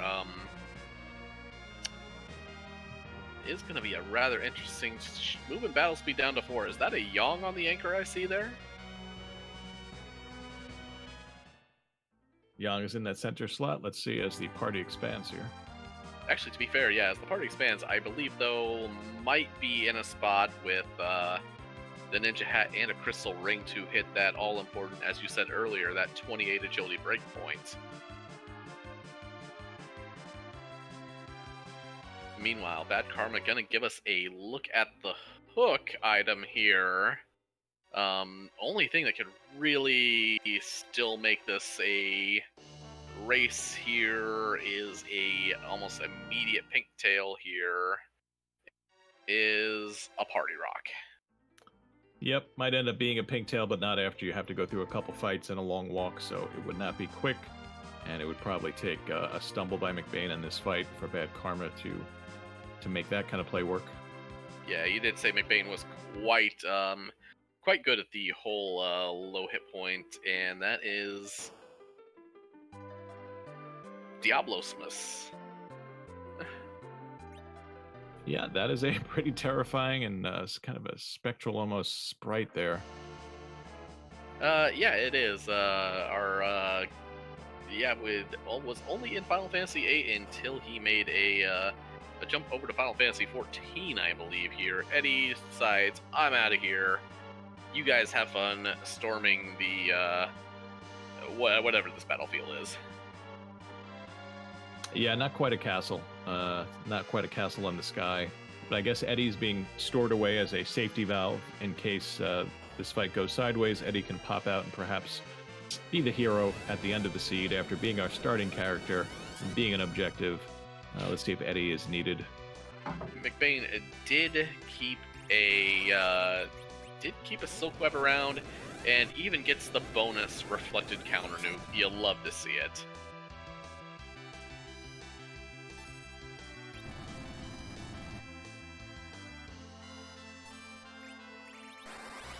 So do we have Stardust rods on all three of the kids? I believe at least on the nuke casters. I do know McBain picked up 2, and I believe looted the original there. However, is taking stuff. BadKarma is taking stuff off the Yong. That Ninja and the Karate there. Spoonward engaged, I guess. Are we about to see some spoon swings? That is, I believe, what we are about to see here, and our target is good old Leviathan here.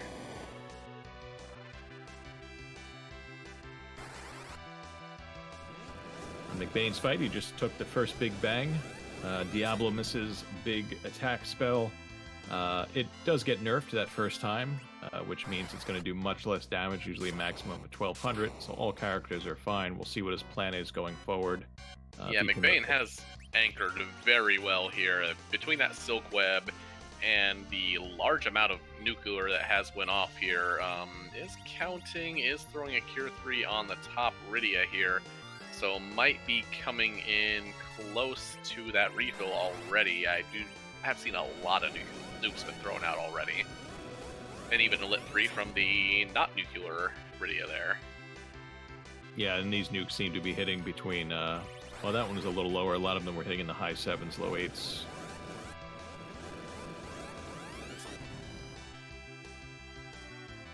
Meanwhile, our melee was up on Zod as that is a ninja.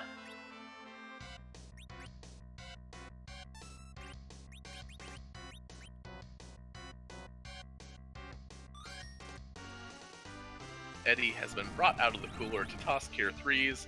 That is the first White Mage we have seen this seed pour him in the Tower of Zot chair. An hour and a half in, our first White Mage, and generally not the one of your top picks. It's great to get her early, but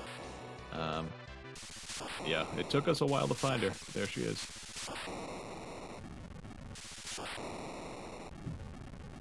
And we have a crack, we have a bang, we have even another one, as Lit 3 was the thing to do it, and we have a winner, Roger McBain here with a time of 1:33.35, as we see Zeromus go down, as we see a very unfortunate alt gauntlet in the Tower of Zot here, but I believe we have just been joined here by McBain. GG.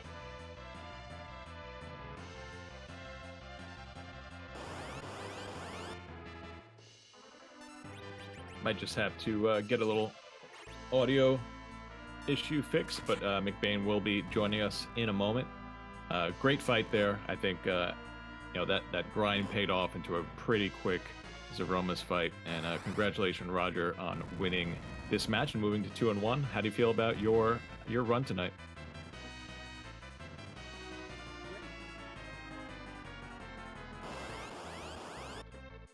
Bear with us for a moment as we are working through a few audio issues here at the moment.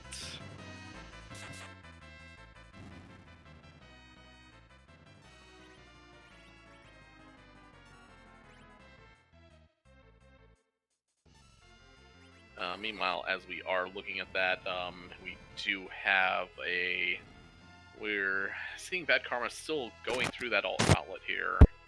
And okay, it looks like we might be hearing our audio issues. Can we hear you now, McBain? Not yet, apparently. Not yet. In the meantime, we can work on the jellies, the slimes, and the creams. One of the hallmarks of the Zot alt gauntlet. Well, now Generally I'm just hungry. Yeah. For a slime sandwich or jelly and cream? I mean, that sounds like a wonderful donut. Anyone else ever eat cream cheese and jelly sandwiches? My mom used to make those when I was a kid, but I haven't had one in probably 20, 30 years. It sounds a little bit weird, but I think I'd try it. It does sound weird, and I ate so many of them before the age of 10. I mean, I like cream cheese, I like jelly, so why not? Oh man, I might have to try that. Put it on toast, it's amazing. I think. I don't remember.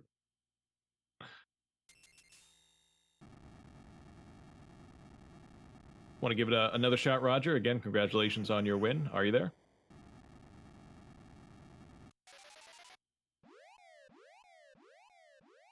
Okay, Miz still working through issues on his end. We will hope to have an interview with you as soon as we can here. Meanwhile, BadKarma has finished up the alt gauntlet and is getting rewarded with... Well, I mean, I don't hate it. It is a pass. Yeah, I think BadKarma would be happy if he went up to the moon and did top down and got that legend. He is about to go through Baron. I just saw on Roger's side on the spoiler, Baron is going to give the Sand Ruby. I mean, that is Cecil. I don't think BadKarma did find... Well, obviously doesn't have an X-Cal from the Legend Sword, which is back up on the moon here. I wonder where that... I was not looking at the item spoiler. Do we know where that pink tail was? Yeah, I was hoping you saw it. If not, I wonder if someone in chat or if we just haven't seen it yet. I'm not sure if the Odin spot came up in the spoiler yet, so that is a possibility here, if that hasn't been disproven already.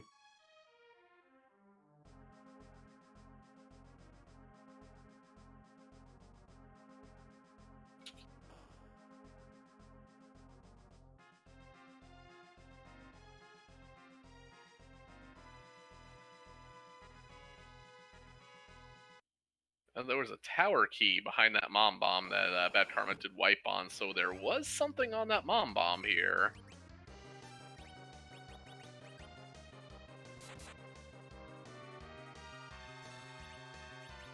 Could that have been the chain? Could that have been tower to pink, and could that have been the fight that needed to be won there in order to keep it, kind of compete with McBain's route? We're about to find out. Oh, here's the super cannon room, and oh no, the pan. Oh well, the plot thickens here. Yeah, let's stretch this out a little bit. Oh no. Oh nope, just a package. False alarm. That's 5 key items on the moon, by the way. Yeah. Yeah, that's a high number of them, and that's why we had our winner finish with 8. Just needed to get that one from his top-down play.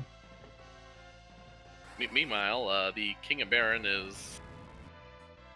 No, wait, that's not... what? Was he on the throne? Yes. Yeah, or is it... Yeah, so... Yep. Cecil's just being like, I be king now. And, oh, here's the Odin throne with an antlion on it and a pink tail. So BadKarma could be getting go mode here in just a short amount of time.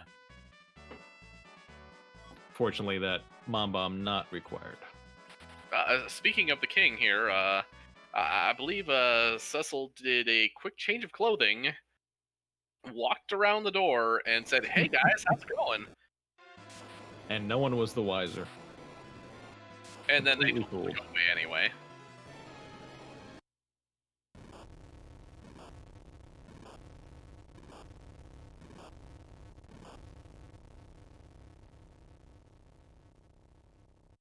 Yeah, that antline down there is going to hit hard, but also Bahamut's are going to hit hard. Yeah, I mean, between a tier 3 spell from that Palom, who should have them by now, a couple Bahamut's, and hoping the antlion just doesn't punch somebody to death that's casting, it should be a fairly academic fight.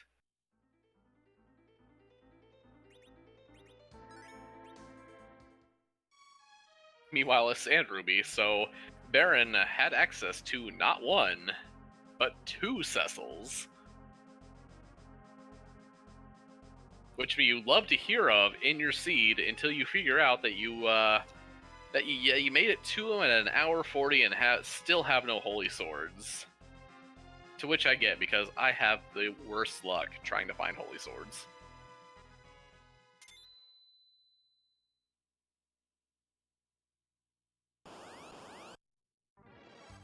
Yeah, as did the runners on this seed until that legend came up, and yeah, we didn't have the match. We did not have the Paladin Cecil at the same time as the X-Cal. Yep. And I'm looking here. Unfortunately, we do have microphone issues on McBain's side here, so I don't know. Might still be trying to get that up here. If that mic does come on here and we are still on the cast here, we will get that interview for you if all parties are still willing.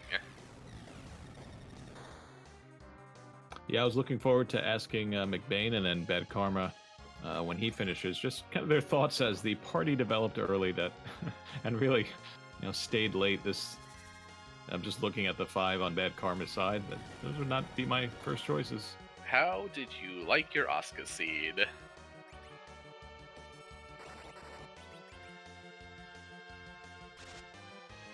I mean, to be fair, I would love this. I mean, give me 2 Rydias, give me Bahamut, and just let me work.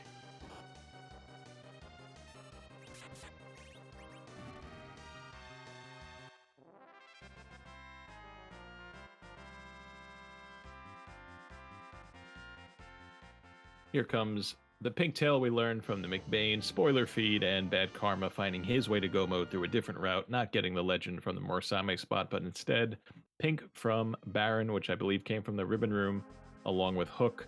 So the Ribbon Room kind of ultimately gives you that one objective with that one plague fight.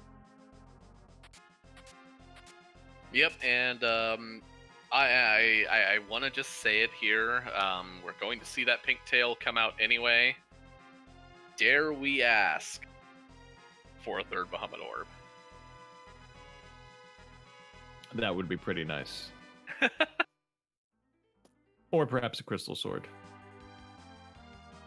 I Those mean, would be my two first choices. There's only one thing to do with a crystal sword at this point. Slide it into some stone and wait for someone to claim it.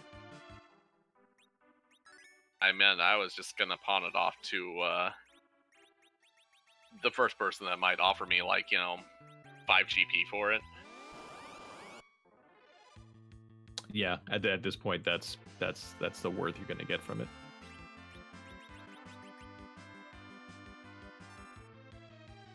Send it into the future, so your future paladins will not have to go crystal swordless. I tried that during Enterprise Legacy. I did a practice and I found one and I left it in a chest because I had so many of them. And then I tried it in the actual race and it wasn't waiting for me. So I like your idea. I just haven't proven it in practice yet. It was at least a good idea there. Meanwhile, Spoonward hacking at these eggs. Apparently, skilled chef. Who knew?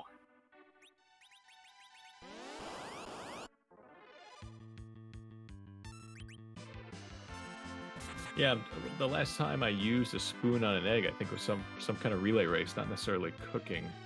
I think I associate forks more with eggs, but listen, I'm not going to get in Eddie's way.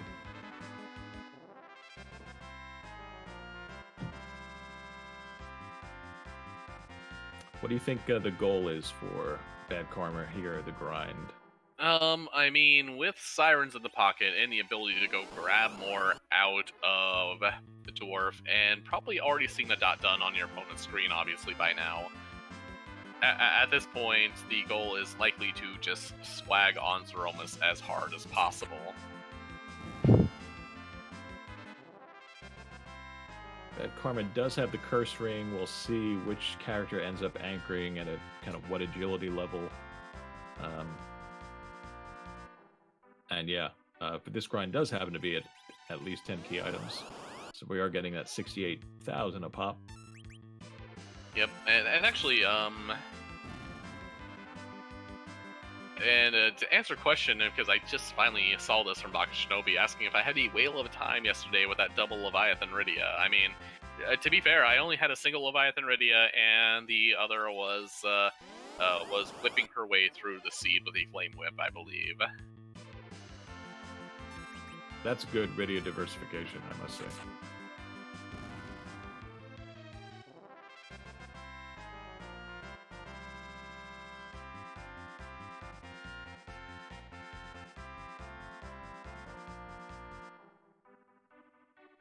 Anyway, still just going through, hitting these eggs. Didn't count how many sirens were left, but, like I said, plenty more in Dwarf Castle should the need arise. I assume BadKarma at this point wants to get those nukes.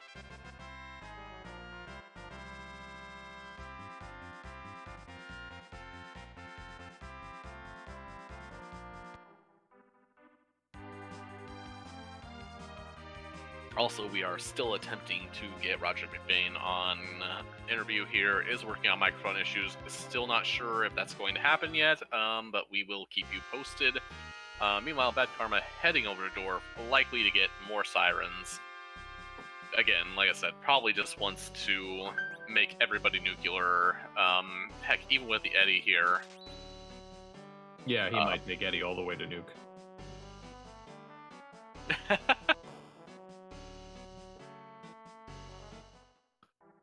Of course, a joke. Eddie's nuke is the spoon. That's as close as Eddie can ever get to the power of nuke. And he's got it.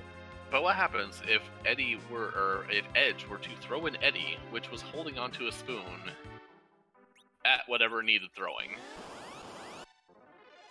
Yes. Yes, that would be pretty powerful.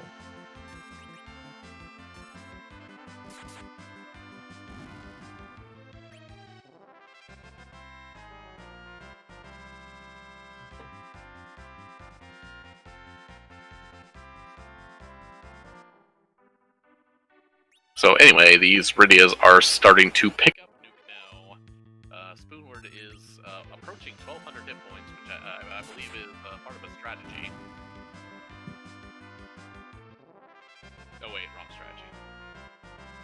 Well, he will at least be able to look through that first nerf we got. To be fair, that's probably all he needs.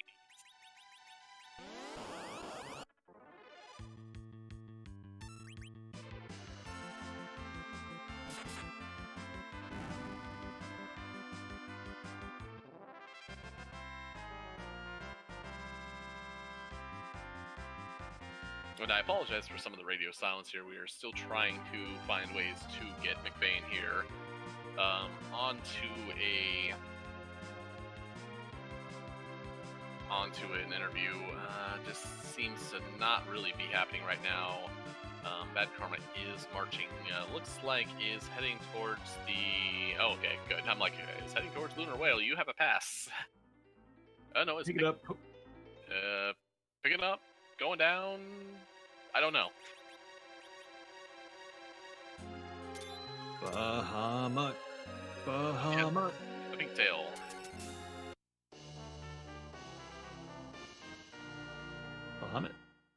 Bahamut? Yeah.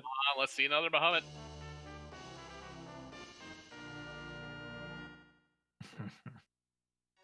It's dragon related. It is dragon related. It goes well with those arrows we found way earlier in the seed there. I do not think he'll be switching to Berserker or Strat, though, with Eddie and someone grabbing that Artemis bow.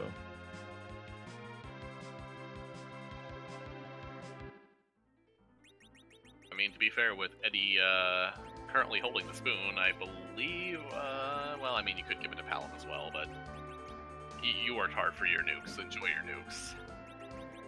Yeah, for sure. Similar to McBain, should have a relatively quick fight here. We have middle level 52, which I believe Jeebus earlier in chat mentioned is gets to the natural 28 agility. Yep, can confirm. We used to use Yang a lot for that natural 28 at 52. Perfect level for Yang. So yeah, hey, guess what? Free anchor. Free anchor with tons of cure 3s. He is your anchor. He is your healing party member. Might just go straight up. Might just go straight up hybrid strats. Why not?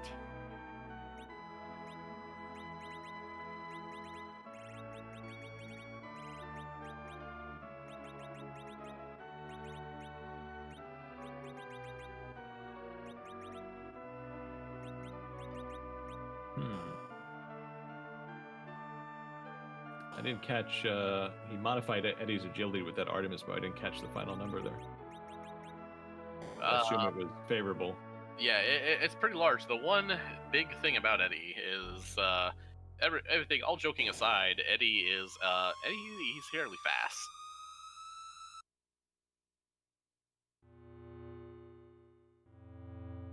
I'm going to see if I can go back and take a look. Let's see. What did he get to? 46. Yeah. He's using a 46 anchor instead of the 28.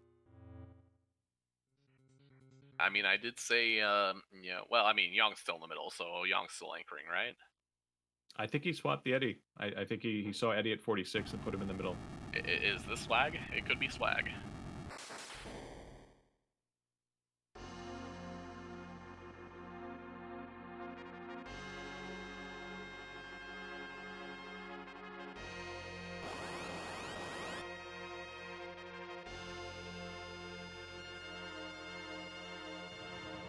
I think 42 is one of those breakpoints. I'm not sure how 46.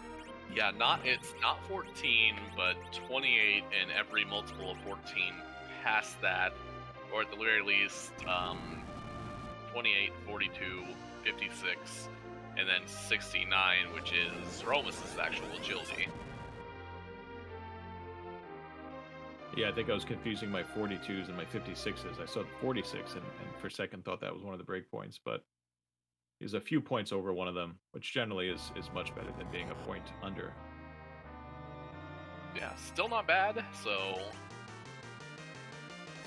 Anyway, here comes Diablomus, and is facing a team armed to the teeth with nuclear devices. Let's see, McBain's first nuke kind of whiffed. Let's see if this Iridia's also whiffs, because it's too early. Looks like it does as well. There's a tick you have to wait for Zeromus to become vulnerable. which is kind of surprising given that Yang still had to use a tick to throw that Silk Web, or that Star Veil, but here we go, now the nukes are falling. I wonder what the low roll nuke's going to be, because that one, right off the gate, 8k, good start. Yeah, BadKarma did not have the boon of all those Stardust rods in the Kogel shop. I do believe had one. I cannot remember for the life of me which one of these two did actually walk into. It was BadKarma. It was BadKarma. So BadKarma does have one Stardust rod. Anyway, does get the wonderful. Hey, Zero almost picked the wrong person to nuke here, so did get the Silk Web. Is going for a Power Strike here. And yeah, should still be below the refill here, so at this point, just keep throwing nukes and you'll win. I think we're in the mid-20s now with these spells. I think maybe one more nuke's gonna land before Yang's punch, but we still should be clear. And yeah, I'm assuming BadKarma's keeping track of that damage and won't do another one to maintain not getting the hit point refill, which can happen if you do damage. I believe, what is it, 45, beyond 45,000 direct damage will refill Zeromus's hit points, and you have to chew through a whole bunch more. I want to say it's around 43 actually, but don't completely quote me on this here. I usually, when I do my own personal reflex strats, it's maybe take a swing or two or throw a early spoon, and then just let the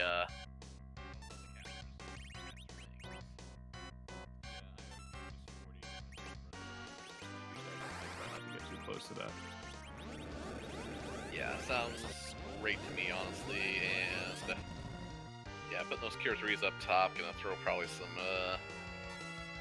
Cure 3s out just in case. I don't really see Diablomus really getting to that second Big Bang here. I haven't even seen the shake yet.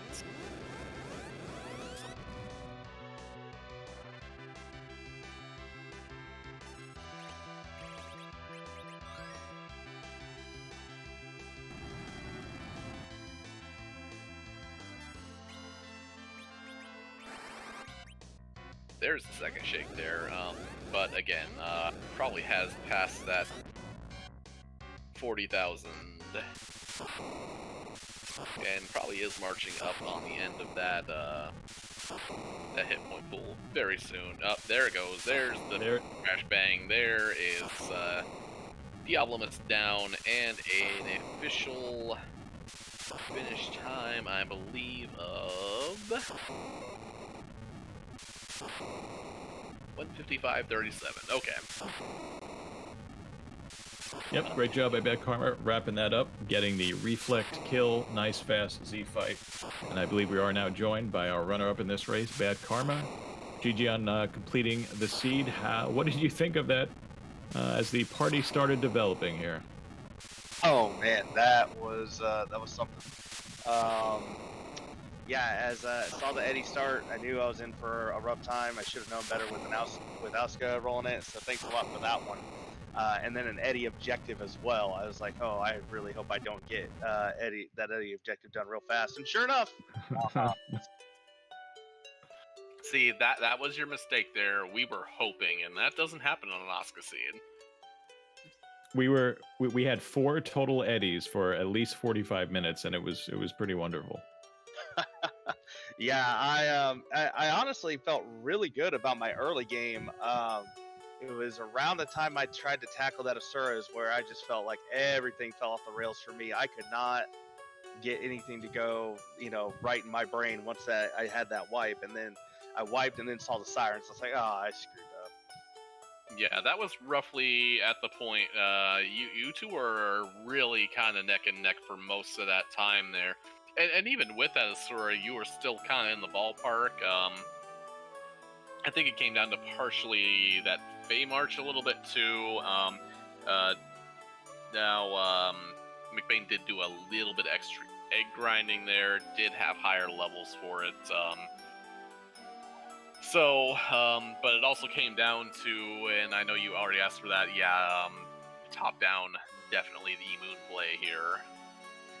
and that's actually been the story of my seeds for the last month and a half or so. Has really come down to a 50-50 chance, and I've been losing most of them. It always feels that way when it doesn't go right. You guess once one way, you guess next the other way, and you keep getting beat no matter what the guess. It can get frustrating, but yeah, no, you played very well. A little extra grinding by McBain kind of got him through the sealed cave fight and the Feymarch fight, maybe just a little quicker, but yeah, it did come down to ultimately that Murasame just handing the legend over while you kind of went deeper, and you did get to 10 key items, but at that point, even though McBain was doing a slower grind, it did allow him to finish. Yeah, and really that was just the sealed cave. I just kept making mistakes. Like the first time I went there, I was like, okay, we're gonna lower this battle speed. And I was like, oh, all right. And I should have just threw a fire 2 with Palin right off the bat, and I didn't. And I would have been done the first time there. And then the second time, I didn't even lower the battle speed. So that's why I wiped twice there. And then probably the smart play would have been to just follow that darkness crystal instead of going to the Feymarch. That has never worked out for me at all in any of my Lali-Hos. And then when I did get that Baron key, I was like, the Baron key has worked out for me. And I got back to Earth, got the Earth crystal, and I was like, okay, we're going to route this in. And that was that was a bust, but still,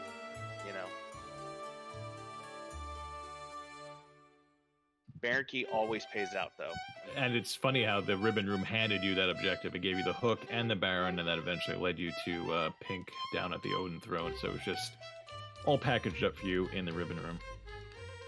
It's that extra time to get down there, and then being plagued, that was an easy fight there too. So if I had just stuck to my guns and went to Baron as soon as I got back, I wouldn't have been close. I saw the dot done when I was climbing Zot. But still, that would have been, a lot of time saved there. Yeah, I mean, of note, I believe we said there were 6 key items on the moon. That was a loaded moon, honestly. We were looking around an hour in. Both of you had 3 out of 4 objectives done, and you both had 6 key items. So that kind of balance between those quick objectives, but then kind of getting stymied on the useful key items for a while was kind of an interesting swing as this match progressed. Were you feeling that? Yeah, I was, and that's definitely what kept me from doing the Siren grind, because you never want to spend all the time in the world cracking eggs, and I still end up doing it at the end of this race. But even with 10 key items, trying to get nuked to 3 characters to nuke. But I had already committed to that point when I went to the moon, because I needed to sell stuff off for the cabins and the armor for the mages. So it's like, at this point, I got to commit to the bit, even if I find Edge and Zot like I did. So it's just one of those things where it's like, this is the party. I got to commit to this party at some point. Yeah, and I mean, if you told me before the seed was rolled that, hey, there's a double Cecil in this seed somewhere, you'd been like, oh, great. Oh, no, wait, it was behind the Baron and the Sand Ruby, because Cecil was in the bed. I know you didn't check it, but we did get a check from McBain there. So that, and I believe we did find 2 Holy Swords, one off the Forge and one in Castle Eblin of all places, honestly. So they were there, but good luck, I guess. They never got swung. Yeah, that's Castle Eblin has been really interesting. It's, for me, it really depends on when I go there. Again, I try to wait to see what the seed kind of gives me already in terms of party and stuff like that. If I need a Cecil weapon, I'll tend to go there. But if I can't find one, I'm not going to go. So that was actually a question I had for McBain, and if you can hear us and respond perhaps in the chat, is what was your goal when you did your Castle Eblin play? Because I usually associate that more with a melee team, but you obviously went in, you got some pretty good stuff actually for mages. But what were you thinking, if you have time to answer that, directed at McBain?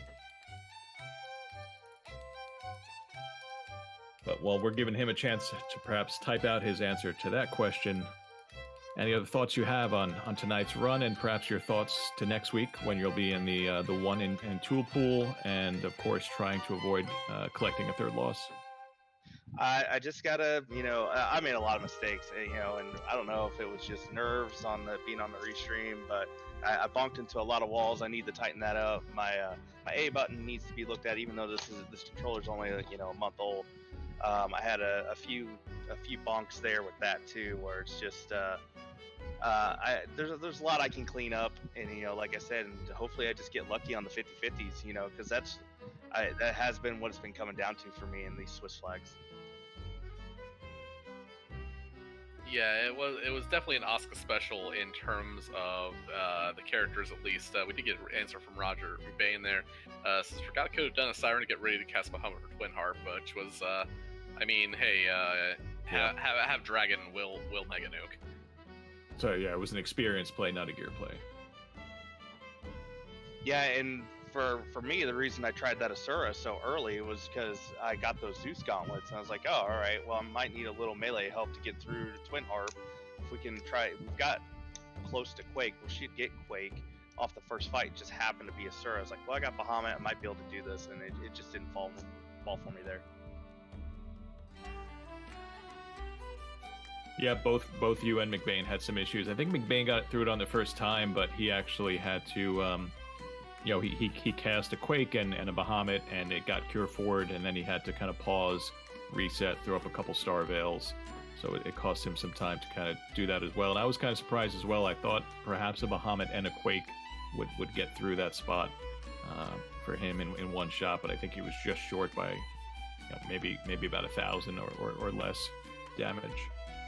Yeah, and I was hoping the Mute Knife Eddie would help a little bit more too, and then he swung for 400. I was like, well, that's not gonna do it. Gonna need a lot of those. Yeah.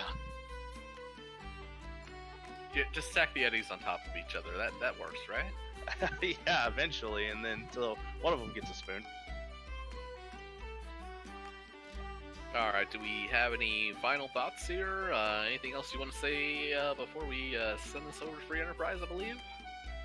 No, thanks to the restream, Alska for rolling the seed and making everything look good, and Taven for tracking, and Nightdew Microcourse. Thanks. I'll be watching this back and seeing how perplexing my gameplay is to you guys.